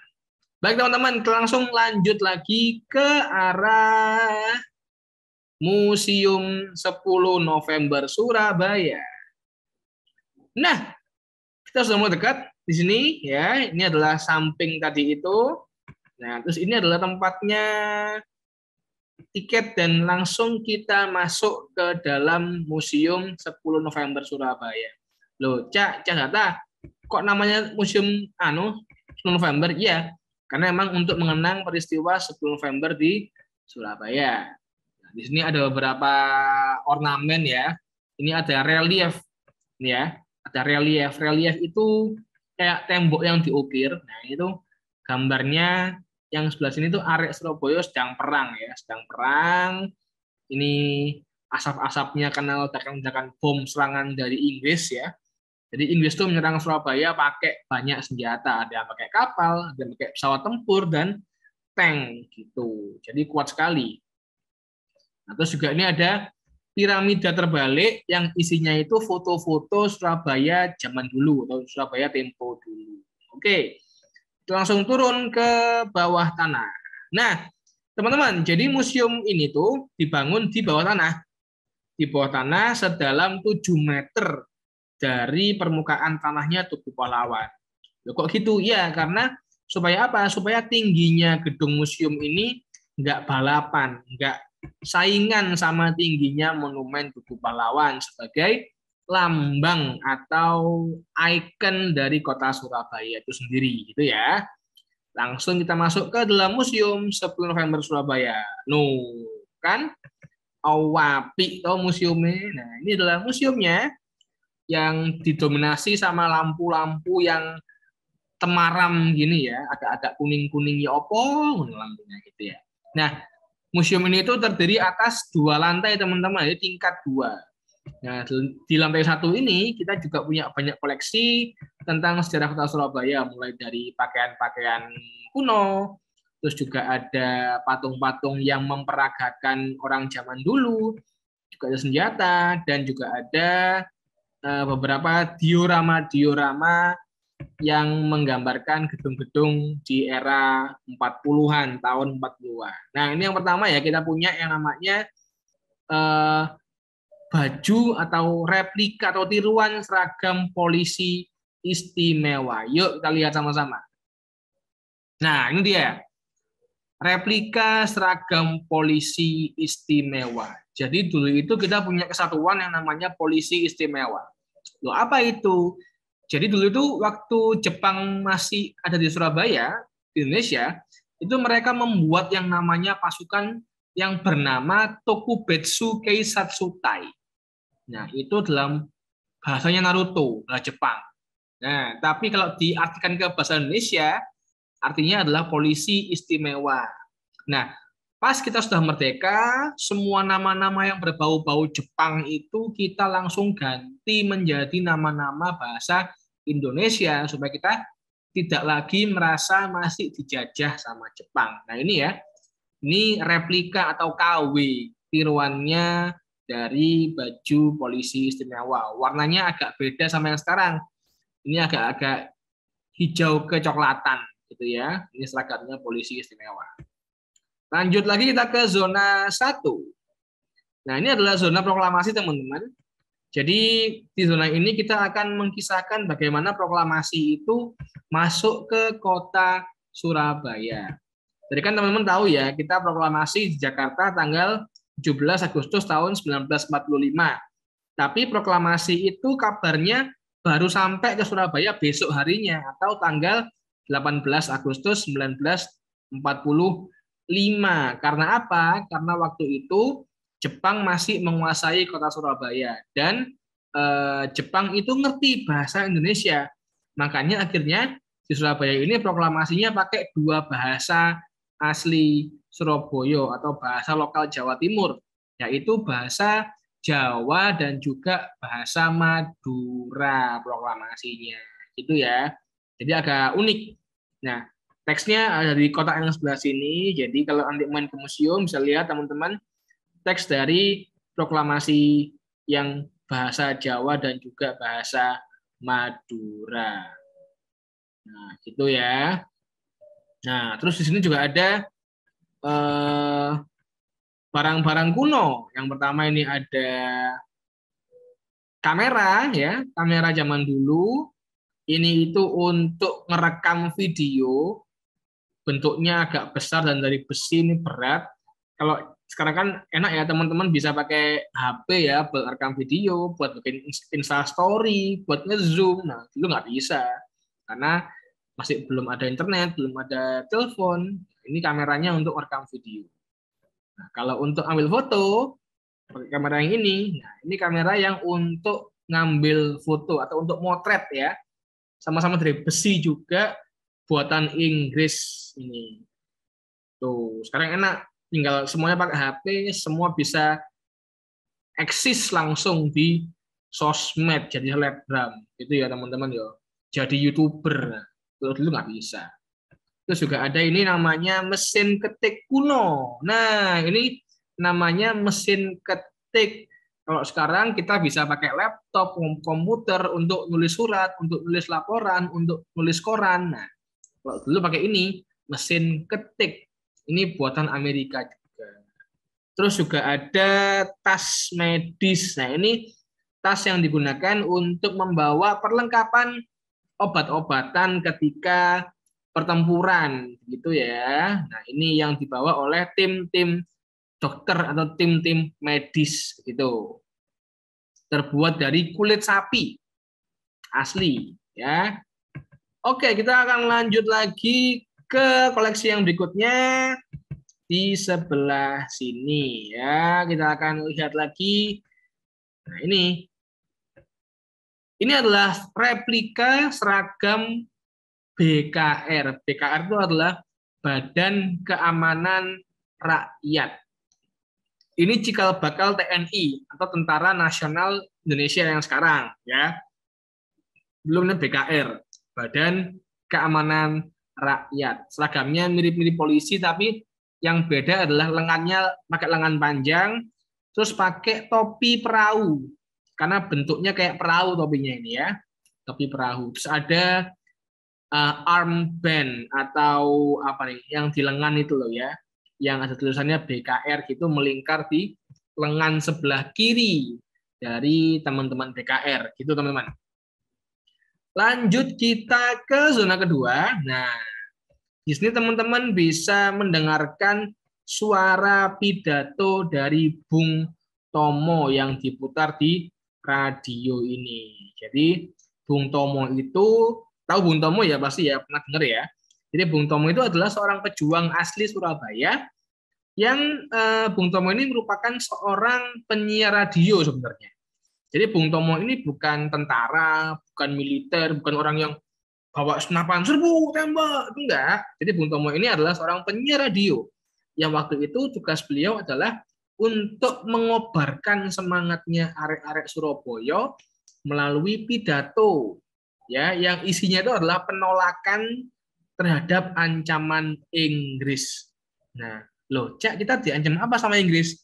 Kita dulu diancam untuk menyerahkan semua senjata yang kita punya ke tangannya Inggris. Nah, kita nggak mau. Akhirnya Inggris bilang gini, kalau Surabaya nggak mau menyerahkan senjatanya, nanti Surabaya akan diserang dari berbagai arah. Dari arah darat, laut, dan udara. Lah, kok gitu? Akhirnya Bung Tomo ke radio, berpidato, mengobarkan semangatnya arek Surabaya supaya tidak mau menyerah dan bertahan di kota Surabaya, gitu ya. Nah, lanjut di sebelah sini juga ada senapan atau pistol. Nah, ini asli ya. Jadi kalau teman-teman mau lihat pistol kayak gini, langsung aja datang ke Tugu Pahlawan, nanti bisa lihat pistolnya. Nah, ini bernama pistol Mauser. Mauser itu pabrik senjata dari Jerman. Nah, ini adalah senjata yang dirampas dari orang-orang Jepang yang akhirnya dipek ya, dipek atau dikuasai oleh arek-arek Surabaya. Begitu. Oke. Kita lanjut lagi ke yang berikutnya. Kita akan langsung naik. Oh, ini juga ada lagi nih. Ini ada seragam Angkatan Darat Jepang. Nah, ini adalah seragamnya orang-orang Jepang ya. Bentuknya agak beda dari yang punya orang Indonesia. Jadi kancing-kancingnya ini ada lambang kerajaan Jepangnya gitu. Oke. Kita akan naik ke lantai 2, ke tangga. Sret. Langsung ke lantai 2 kita disambut sama Pak Soekarno dan juga Bapak Muhammad Hatta. Ini Pak Soekarno ya. Pak Karno ini adalah presiden yang pertama.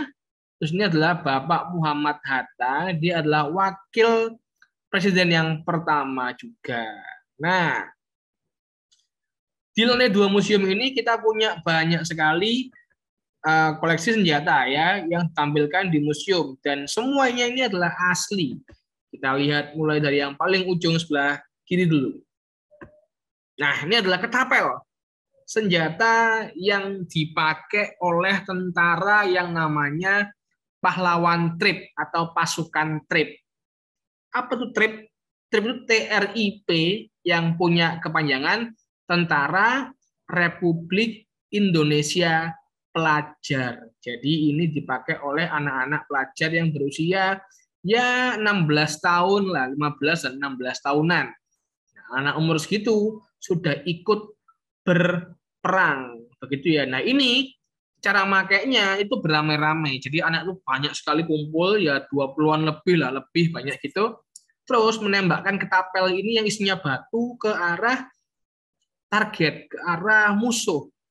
Nah, ketika kan bayangin ya, orang-orang dilemparin batu banyak, pasti kan bingung, pasti kan akan bubar, akan tidak konsentrasi. Nah, setelah ditembakkan batu itu mengganggu konsentrasinya musuh, langsung musuhnya disergap sama tentara BKR yang lebih kuat, yang lebih handal. Jadi ini para pelajar ini membantu untuk mengalihkan perhatian dari musuh kayak gitu, pakai ketapel. Lanjut juga ada pistol bius. Nah, ini pistol yang kecil, isinya bukan peluru, tapi isinya bius. Jadi untuk membius para tahanan-tahanan yang dipakai oleh orang-orang Jepang ini ya. Lanjut lagi kita ke yang berikutnya, juga ada parang ya. Parang itu kayak semacam pisau yang besar gitu ya. Parang. Terus juga ada lagi ini sangkur. Sangkur itu semacam pisau kecil yang biasanya diletakkan di sabuknya para tentara gitu ya. Ada sangkur atau bayonet. Terus juga ada ini ya, tas untuk membawa teleskop, teropong gitu. Terus juga ada yang namanya kompas. Nah, ini kompas ya, untuk menunjukkan arah mata angin. Tahu kompas kan? Kompas itu jarumnya itu magnet. Ada kutub negatif sama kutub positif. Itu ini kompas untuk menunjukkan arah mata angin. Terus juga ada lagi ini tas heliograf ya. Heliograf, terus juga ada, wah di sini ada banyak sekali, ada macam-macam. Ada potongan senjata laras panjang, ada lagi ini pistol isyarat atau flare gun ya. Kalau teman-teman yang cowok-cowok suka main game, tahu pasti ya flare gun. Jadi flare gun ini tuh isinya kembang api. Isinya tuh mercon, kembang api yang terang gitu ya, untuk diapakan? Untuk menunjukkan lokasi. Misalkan kamu di hutan terus tersesat, pakai flare gun ini untuk minta bantuan ke teman-teman pasukan lainnya gitu. Oke, kita lanjut lagi ke yang berikutnya. Masih banyak ini. Ada tempatnya oli. Jadi senjata itu harus kasih oli supaya nggak gampang macet. Ya, ini olinya senjata. Terus juga ada granat. Nah, ini adalah bom granat. Bom granat ini asli juga. Ini masih belum meletus, masih belum meledak ya, tapi sekarang sudah aman karena sudah melempem, sudah nggak bisa lagi untuk diledakkan, tinggal casingnya tok gitu. Oke, kita jalan-jalan lagi ke tempat lainnya. Nah, ini ada senjata khas dari arek-arek Surabaya atau orang Indonesia, yaitu adalah bambu runcing. Kita lihat sama-sama. Nah, Ini adalah bambu runcing, senjata khas Indonesia dan juga senjata khas arek-arek Surabaya. Nah, jadi pejuang-pejuang itu yang tidak punya senjata, itu mereka pakai seadanya. Ada yang pakai celurit, ada yang pakai pisau, ada juga yang pakai bambu runcing. Ini yang paling banyak itu ya. Karena apa? Bambu ini tuh mudah ditemukan, ada banyak banget di Surabaya, dan mudah sekali untuk dibikin menjadi senjata. Tinggal dipotong ujungnya, diiris tajam kayak gini supaya ada pucuknya gini. Nah, terus supaya membuat bambu ini semakin mematikan, semakin ampuh, ujungnya bambu ini itu diberi racun. Dikasih racun ya supaya nanti pas celup nancep di musuhnya nggak cuma luka-luka, tapi juga kemasukan racun yang bisa langsung melukai dan juga membunuh para musuh gitu. Bambu runcing. Lihat lagi. Oh, ini masih belum ada. Kita lihat lagi, ini ada beberapa senapan-senapan ya, senapan Colt atau pistol semi otomatis buatan Amerika, Colt. Terus juga masih banyak juga lainnya nih. Nah, kalau teman-teman langsung ke museum, nanti ketemu sama Cak Data ya, nanti akan tak peragakan bagaimana suara dari senapan-senapan ini. Karena apa? Senapan-senapan di museum itu semua asli dan masih sangat rawat ya. Jadi masih bisa dibunyikan suaranya. Ini ada 5. Nah, ini semua adalah senjata-senjata berat yang bisa untuk tembak jarak jauh. Yang tengah ini malah namanya anti-vehicle atau anti-tank. Dia bisa nembak menembus baja mobil. Ini gede banget nih yang tengah ini ya. Gitu. Oke. Terus kita lihat yang lain lagi. Kita punya macam-macam lagi. Ini ada senjatanya Inggris ya. Ini adalah senapannya Inggris. Nah, ini senapannya Inggris waktu itu. Ini senjata laras panjang ya, rifle. Terus juga ada ini stand ya. Ini juga punya Inggris. Ini semacam senapan otomatis gitu ya. Kayak submachine gun gitu. Nah, terus yang lainnya juga masih banyak lain lagi. Kita next lagi ke sini. Nah, kalau ini adalah senjata milik Jepang. Nah, kita dulu nyebutnya senapan Arisaka. Arisaka ini adalah senjatanya milik Jepang ya, yang digunakan Jepang ketika menjajah Indonesia. Gitu. Di sini kita juga bisa lihat wajah dari Bung Tomo. Yang belum pernah tahu Bung Tomo mungkin bisa lihat di sini ya. Coba nggak tahu ini jelas apa enggak. Jadi ini adalah Bung Tomo. Ini Bung Tomo ya. Bung Tomo itu orangnya nggak tinggi. Beliau itu kecil orangnya, kecil, nggak terlalu besar ya. Ini Bung Tomo. Tapi kalau sudah berpidato, berapi-api, itu semangat juangnya besar sekali ya. Meskipun orangnya kecil, tapi semangatnya sangat besar. Ini adalah senapan-senapan yang dipakai oleh tentara Belanda atau tentara KNIL, KNIL. KNIL itu adalah tentara Belanda, tapi anggotanya adalah orang Indonesia. Jadi orang Indonesia, orang pribumi, orang Jawa yang berpihak sama Belanda. Dulu itu disebutnya Londo Ireng. Ya, orang Belanda tapi hitam, jadi Londo Ireng, karena mereka berpihak ke Belanda waktu itu. Ini KNIL, ini adalah koleksi punya KNIL. Terus juga ada, nah ini senjata laras pandangnya KNIL juga yang kita simpan di museum ini. Buat yang pengen tahu lebih jelas, nanti teman-teman bisa datang langsung ke museum 10 November dengan cara pesan tiket dulu ya, di tiket online. Nanti teman-teman langsung datang di hari dan jam yang dipilih gitu ya. Oke, next-nya kita akan lihat lagi yang lain. Kita punya, wah ini nih. Ini adalah senapan yang paling berat di sini. Ini adalah senapan mesin yang nembaknya itu apa ya, beruntun gitu. Nah, ini semua berat. Ini hanya khusus dipakai di atas kendaraan atau di atas mobil jeep gitu atau tank. Ya.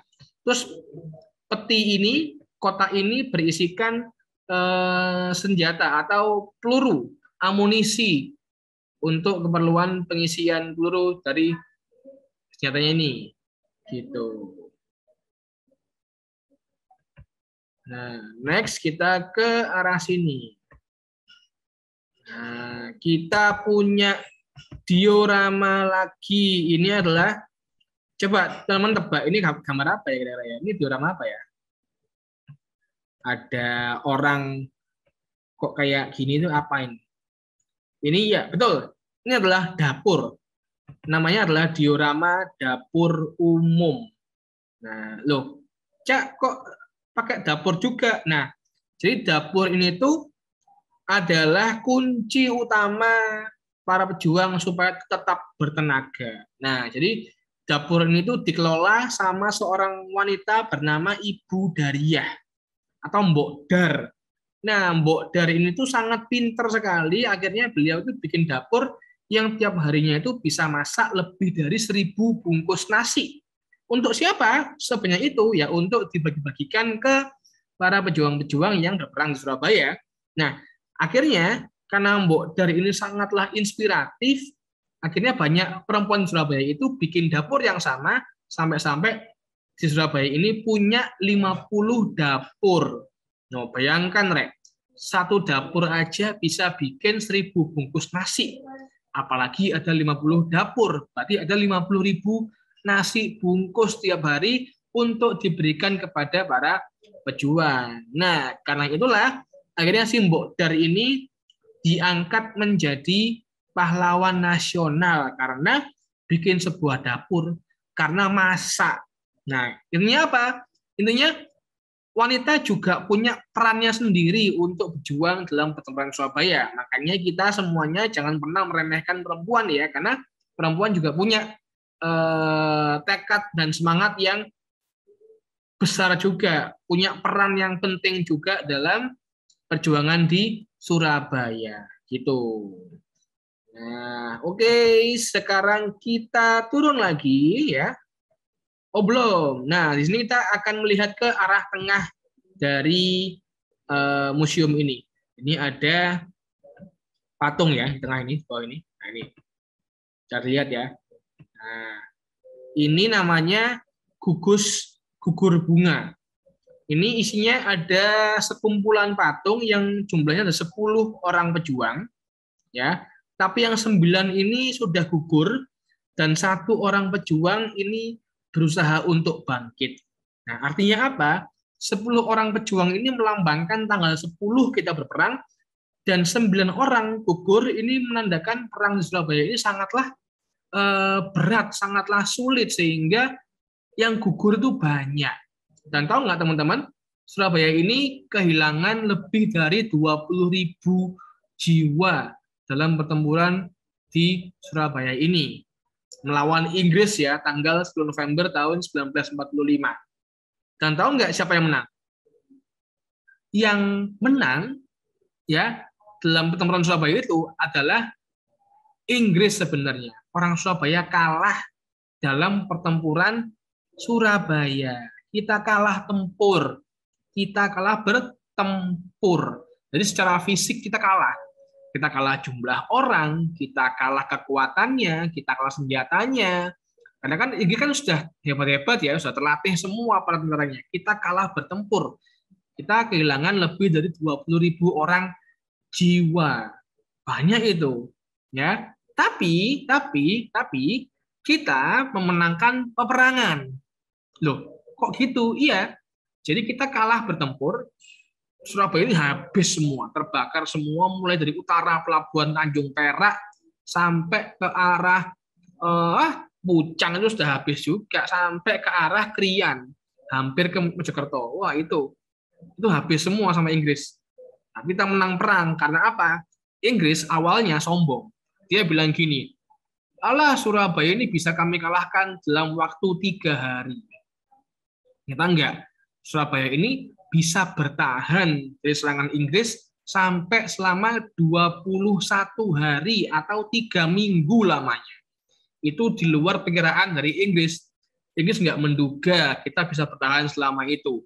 Nah, akhirnya Inggris mengaku untuk menyerah dan menarik semua pasukannya untuk kembali ke markas karena mereka merasa ini adalah pertempuran yang sia-sia gitu. Jadi kita kalah bertempur tapi kita menang peperangannya gitu. Nah, oke, Rek, kita akan lagi turun ke bawah lagi ya. Ini kembali yang tadi. Oh iya, ini ada yang kelewatan. Ini ada uang kuno. Nah, buat teman-teman yang suka duit ya, yang suka sama uang, nah ini ada uang kuno. Tapi akan lebih enak lagi, jelas lagi kalau teman-teman langsung main ke museum untuk lihat langsung bagaimana bentuk dari uang-uang kuno ini, gitu ya. Ada yang koin, ada yang kertas, pokoknya banyak sekali di sini uang-uang kuno di museum kami. Oke, ini juga ada sepeda ya. Nah, ontel ini kendaraan umum ya, kendaraan yang biasa dipakai sama arek-arek Surabaya waktu itu. Dulu belum ada Vario, belum ada NMAX, belum ada Honda Beat, belum ada ya, pakainya ini. Nah, ontel ya. Kalau mau ke sekolah, mau ke kantor, itu pakai ini. Sepeda ontel. Oke. Kan ke bawah. Turun lagi ke bawah. Baik. Nah, di sini juga ada koleksi tokoh-tokoh pejuang. Nah, ini adalah sosok dari Bapak HR Muhammad. Siapakah beliau? Mungkin teman-teman tahu nama HR Muhammad, itu nama jalan raya di Surabaya ya. Tapi nama itu diambil dari nama pejuang yang bernama HR Muhammad Mangundiprojo. HR itu bukan hadis riwayat, tapi Haji Raden Muhammad. Ya, beliau ini perannya waktu itu kayak Robin Hood. Kalau teman-teman tahu Robin Hood, kisah dari sana, dari luar negeri sana, dari Inggris sana. Jadi beliau ini ngerampok banknya Belanda, terus ngambil uang sebanyak 1.000 gulden, terus dibagi-bagikan ke para pemilik dapur umum untuk dibuatkan makanan bagi para pejuang-pejuang yang bertempur di Surabaya. Nah, ini pedang ini adalah pedang katana, ya, pedang yang dipakai oleh HR Muhammad ketika berperang di Surabaya. Ini diambil dari markas Jepang yang akhirnya menyerah ke Surabaya, dan semua milik Jepang senjatanya, baik itu pedang maupun senapan, itu semua dipek atau diambil sama arek-arek Surabaya. Nah, ini hampir terakhir. Kita punya namanya Rumah Sakit Simpang Tempo dulu. Teman-teman ada yang tahu Delta Plaza enggak? Yang sampingnya Mount Castle, sampingnya kapal selam di Surabaya, kan ada mall tuh, namanya kan Delta Plaza. Nah, dulu sebelum jadi mall, tempat itu adalah sebuah rumah sakit yang paling gede sak Surabaya. Ini adalah Rumah Sakit Simpang. Ini dulu dipakai ketika zaman pertempuran, dipakai untuk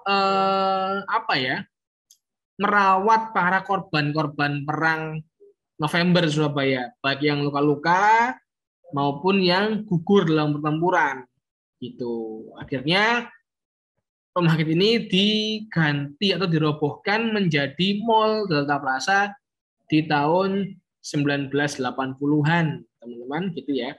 Kalau mau lihat gedungnya kayak gini, bentuknya jadul banget, RS-nya itu gede tapi memang. Ini gerbang depannya dari RS Simpang ya, atau Rumah Sakit Simpang. Terus juga ada ini bagian dalamnya dari rumah sakitnya, rimbun sekali, ya, gaya-gaya Belanda gitu bangunannya.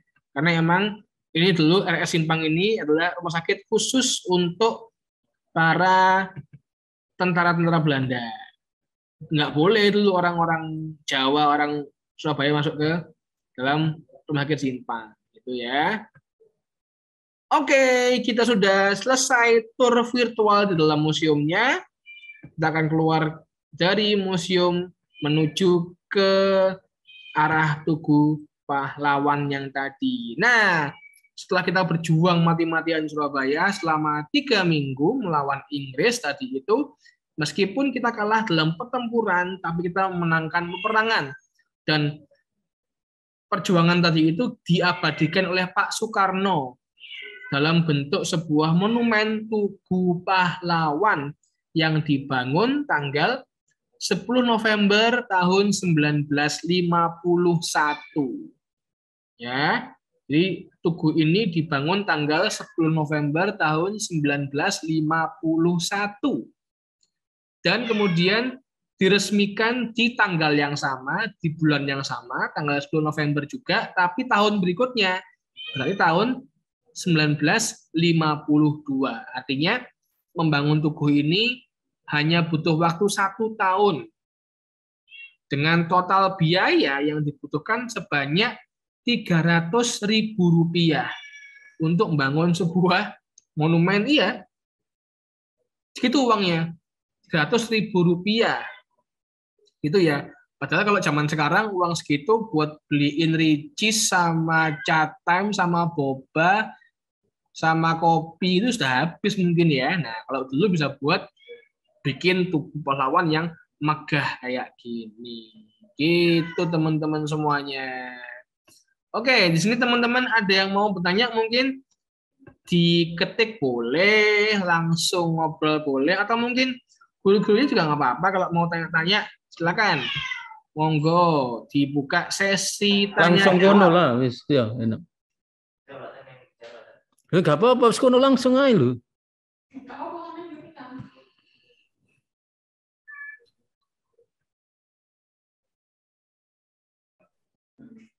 Banyak anak-anak aja, Ustaz.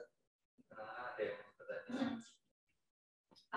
Anak-anak silakan bertanya ya. Oh, ya. Boleh diketik. Oke, terima kasih Mas Data sudah memberikan banyak pengetahuan tentang Monumen Tugu Pahlawan. Oke. Sama-sama. Nanti bisa barangkali ada anak-anak yang tanya bisa dijawab, Pak. Boleh, oke, ya, yuk. Oke. Boleh nanti ditulis, boleh langsung bertanya. Nanti bisa dijawab. Oke, anak-anak silakan. Siapa yang ingin bertanya? Saya persilakan. Angkat tangan, siapa? Raise hand. Oh, raise hand. Coba tanya apa? Silakan. Rizkan.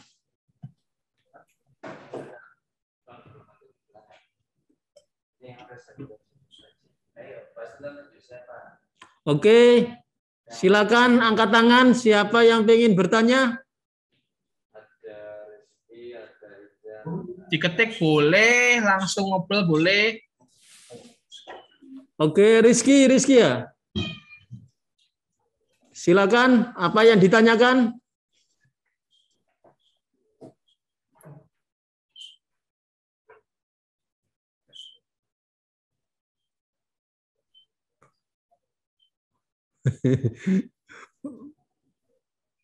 Mana Pak Yan, tolong ditunjukkan mana anak-anak yang sudah atau yang pengen tanya, angkat tangan. Sini nggak kelihatan, Mas. Aku ya, sebenarnya kenapa udah ada perangan? Iya, Kenapa Rafif. udah ada perangan?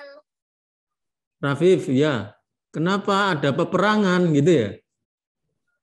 Ada perang antara Inggris dan Indonesia itu kenapa udah ada perangnya? Oke, kenapa kok ada perang antara Inggris dengan Jepang? Oke, silakan Mas Data barangkali memberikan jawaban. Ya, terima kasih ya buat Dek Rafif. Bagus tanyaannya. Kenapa kok ada peperangan gitu ya? Kok ada perang antara Inggris sama Surabaya? Awalnya gimana? Jadi gini, Inggris itu awalnya datang ke Surabaya disuruh sama Belanda. Jadi Belanda sama Inggris itu temenan, bestie, ya, bestie atau teman baik gitu ya. Nah, waktu kita merdeka itu Belanda pas sedang pulang ke Belanda, sedang balik ke Belanda, jadi kosong. Pas kita kosong, kita merdeka, langsung proklamasi gitu. Nah, Belanda ini masih belum rela, belum ridho kalau kita ini merdeka. Nah, karena masih belum bisa kembali ke Indonesia, kan jauh tuh. Akhirnya minta tolong sama Inggris yang kebetulan sedang berada di Singapura. Kan dekat sama Indonesia. Nah, tolong ke Inggris. Inggris, tolong po kamu ke Indonesia, jagain dulu. Ya, sama nanti kamu tak tugasi buat memulangkan orang-orang Belanda yang masih di Surabaya kembali ke Belanda, sama ngambilin senjata-senjata milik Jepang yang tersisa di Indonesia gitu. Nah, pas sampai di Surabaya, jadi Inggris itu nggak cuma ke Surabaya toh, ke Jakarta iya, ke Bandung iya, ke Jogja iya, ke Solo iya gitu ya, dan juga ke Surabaya. Nah, pas sampai Surabaya itu mereka bilang gini, kita mau memulangkan orang-orang Belanda ke Belanda gitu kan. Terus kita bilang, oke, nggak apa-apa wis, kalian pulangkan aja orang-orang Belanda ini, nggak apa-apa, kita nggak butuh. Terus aku juga mau ngambil senjata milik Jepang. Nah, kita nggak mau, wah nggak bisa. Ini semua sudah kami kuasai, ini adalah hak-hak kami, ini adalah miliknya arek Surabaya sekarang.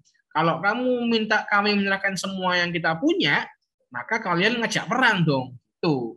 Akhirnya Inggris bilang, oh wes nggak usah, nggak jadi. Kami akan yang pertama toh aja yang memulangkan orang-orang Belanda gitu. Awalnya bilang gitu.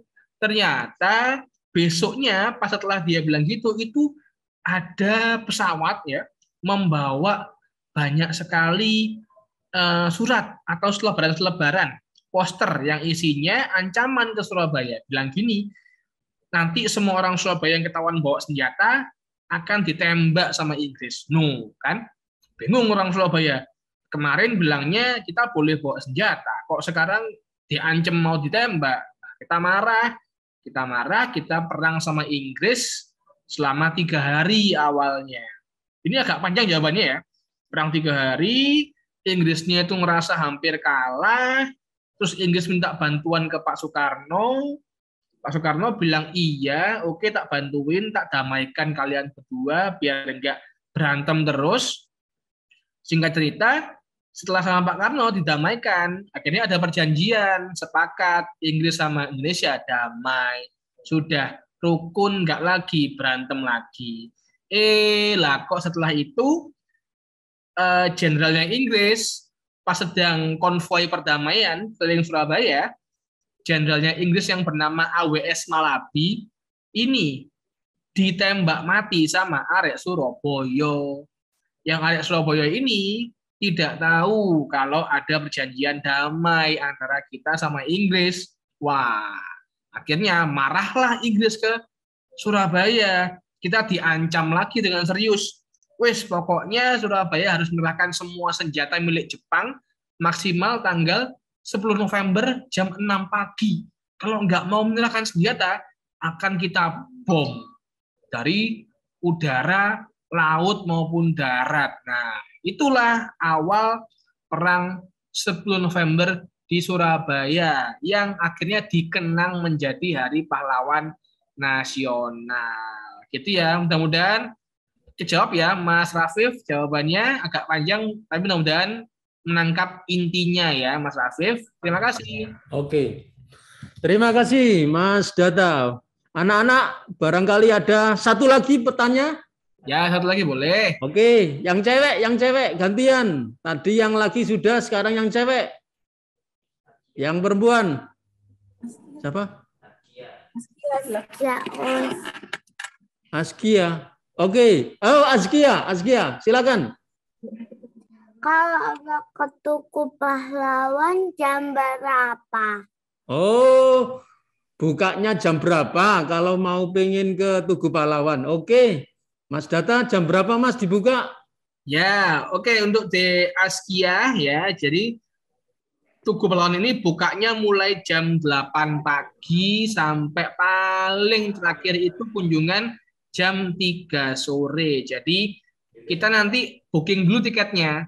Nanti tak tuliskan ya di chat ini ada tempatnya booking tiket. Langsung kita menuju ke sini untuk booking tiket.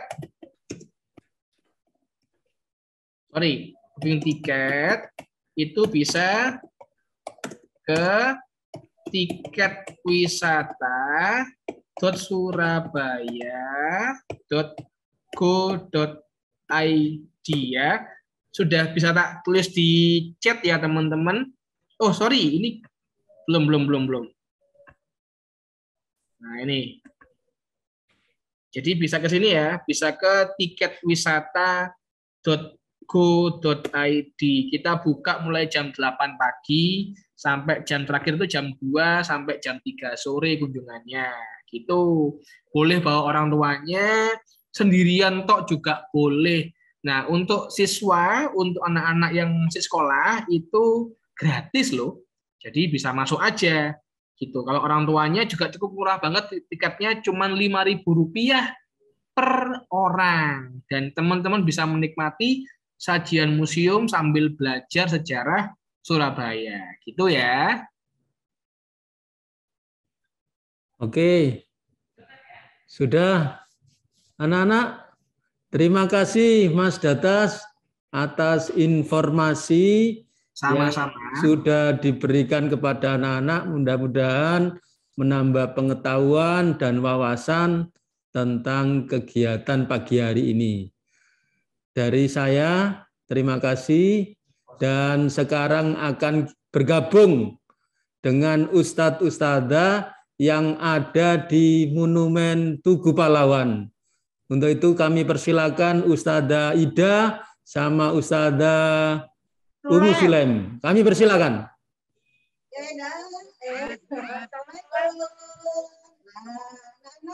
Kembali lagi ya underscore di Tugu Pahlawan Surabaya. Bersama dengan Ustadzah Ida. Pada slide kelas 1C. Kelas 1D ya. Ustadzah, kalau tadi sudah dijelaskan sama Pak Data, bagaimana caranya mendapatkan tiket. Ini kita mau lihat panjang yang sebenarnya ya. Tadi sudah dijelaskan kalau kalian daftarnya itu harus online anak-anak ya. Online caranya tadi sudah dijelaskan yaitu di Google ya. Nanti ketik di situ tiketwisata.surabaya.go.id. Nah, yang mungkin belum pernah datang ke sini, di sini ada petunjuknya. Nanti bisa dibaca ya. Kalau sudah nanti sekarang ini ya, barcode-nya. Kalau masuk ke bisa, karena masih pandemi, jadi kita tetap harus mengikuti protokol kesehatan, ya. Pakai masker. Nanti kalau kita masuk ke sana, anak-anak juga nanti akan desain ya, diukur suhunya. Itu ya. Yuk kita jalan ya. Yuk kita masuk ya. Tadi setelah daftar online, kemudian bayarnya di sini ada ya. Kebetulan ada pengunjung juga. Anak-anak kalau kalian ini nggak masa pandemi, saat ini bersama-sama. Tidak boleh berdesak-desakan. Hanya rapi, caranya baris. Ayo kita lanjut ya. Masuk ke museum. Tanpa sini udaranya adem ya saya. Iya, karena kita masuk ke dalam ya. Iya. Kalau di luar itu panas.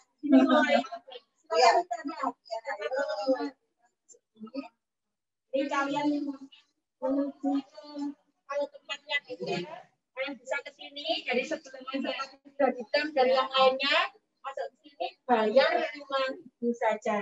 Itu murah yang sana ya. Oke. Dapat tiketnya langsung kita masuk. Ini ya, biasanya karena ini masih pandemi, nanti akan ada petugasnya yang mengukur suhu ya. Kemudian jangan lupa tanda tangan gitu ya. Ya, ini ada buku tamunya. Dan kalau anak-anak biasanya rombongan nggak perlu ya, sama-sama saya.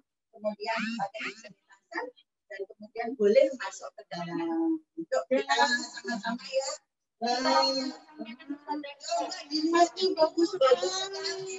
Pemandangannya bagus ya. Apa misalnya Dari ini ya, peperangan ya.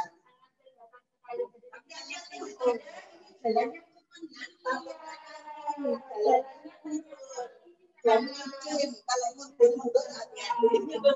Jangan-jangan jaga jarak yang rapi, yang tertib ya, dari satu kalau dulu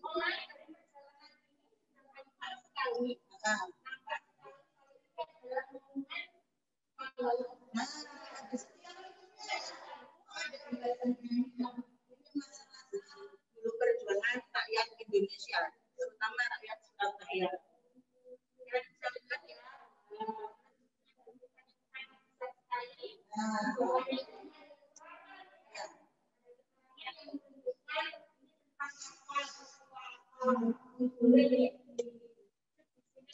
Ini turunnya hati-hati juga, ini karena agak panjang juga turunnya ke bawah. Ya. Ini saya bacakan ya.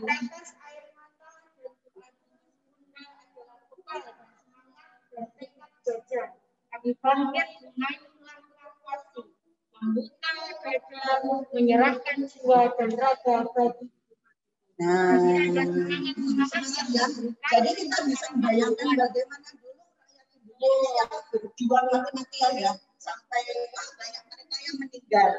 Nah, makanya saat ini kita yang sudah merdeka masih kemerdekaan dengan kalian ya, dengan cara belajar yang ikuti apa yang disampaikan oleh guru, oleh orang tuamu, apa yang baik diikuti. Karena yang misalnya kita hanya mengajarkan tentang kebaikan. Yang kita maju Kalau dari luar itu agak gelap dikit ya, tapi lama-lamaan insya Allah tidak apa-apa.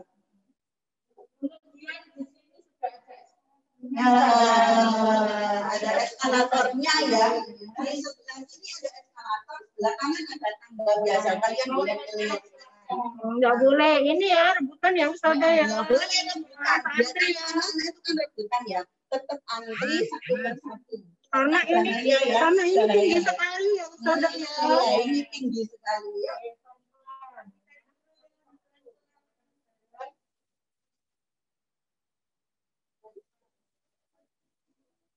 Kita lewat eskalator ya.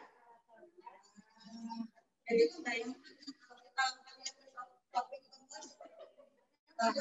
di sini tempatnya bagus sekali ya Ustazah ya. Bersih, banyak sekali informasi yang kita bisa dapat. Di sebelah ada kota perjuangan masyarakat Surabaya ya.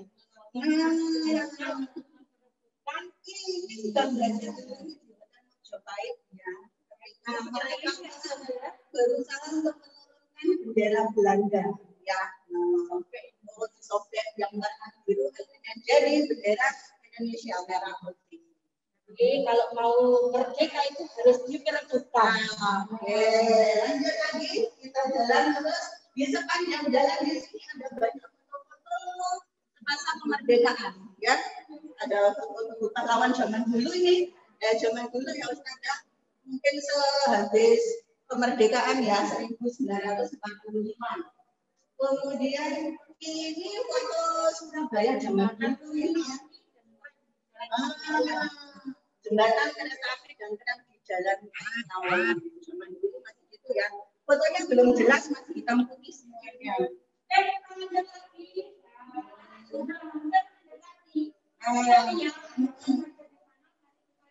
Kita lihat sama-sama ya. Nah, di sini di sebelah kiri sudah ada. Ternyata Ustazah semuanya dari Ustazah, ini apa ya Ustazah ya? Oh ya, ini miniatur ya. Miniatur Taman Monumen Tugu Pahlawan Surabaya.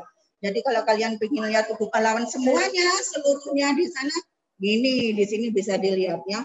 Ini Tugu Pahlawannya di situ kalian bisa lihat semuanya. Nah, ini kalau dari yang depan tadi ya, kita yang itu ya, masuknya tadi itu di sini, kemudian jalannya juga sama persis anak-anak. Nah, nanti kalian bisa buktikan sendiri ketika datang ke Tugu Pahlawan ya. Ya, kemudian baru kalian bisa menikmati berbagai macam pemandangan ya, peninggalan zaman Nah, yang ini tadi yang sudah dijelaskan oleh Mas Data. Nah, ini ada petugasnya juga. Assalamualaikum. Nah, di sini kalian bisa melihat langsung banyak sekali benda-benda bersejarah. Ada seragam polisi yang seperti yang tadi dijelaskan. Apalagi seperti itu.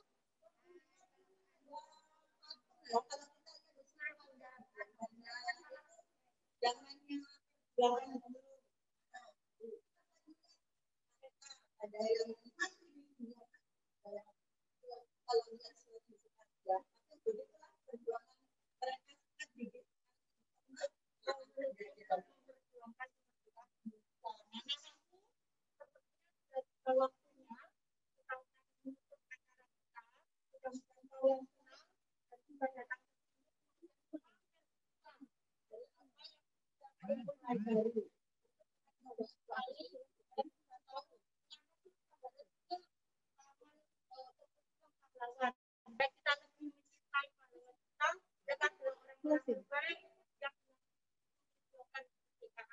kita tidak mungkin bisa seperti saat ini kalau tanpa mereka berjuang di masa-masa itu.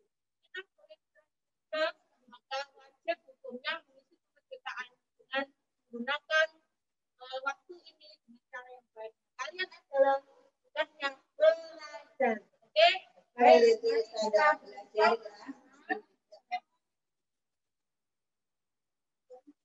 Oh, ya udah. Oke.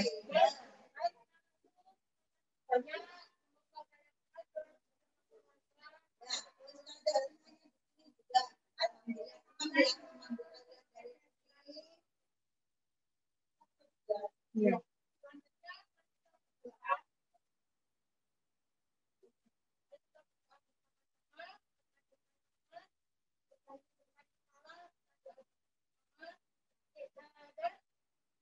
Musta'id. Good.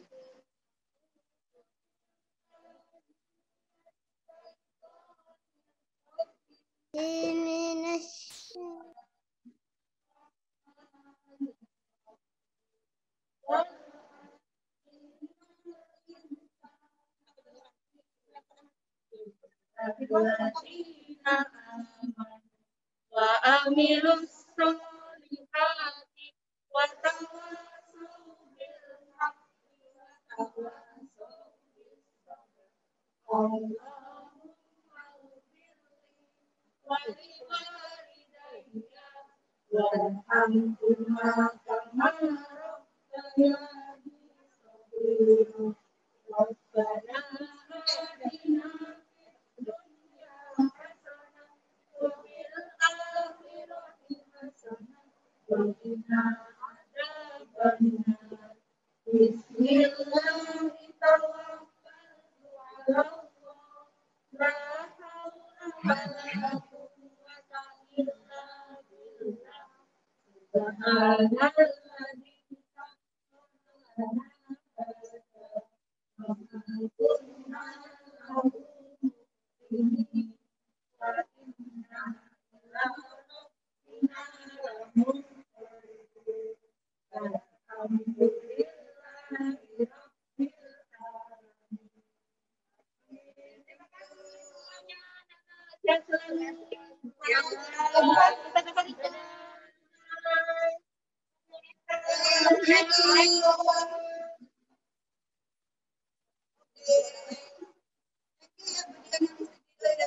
Terima kasih.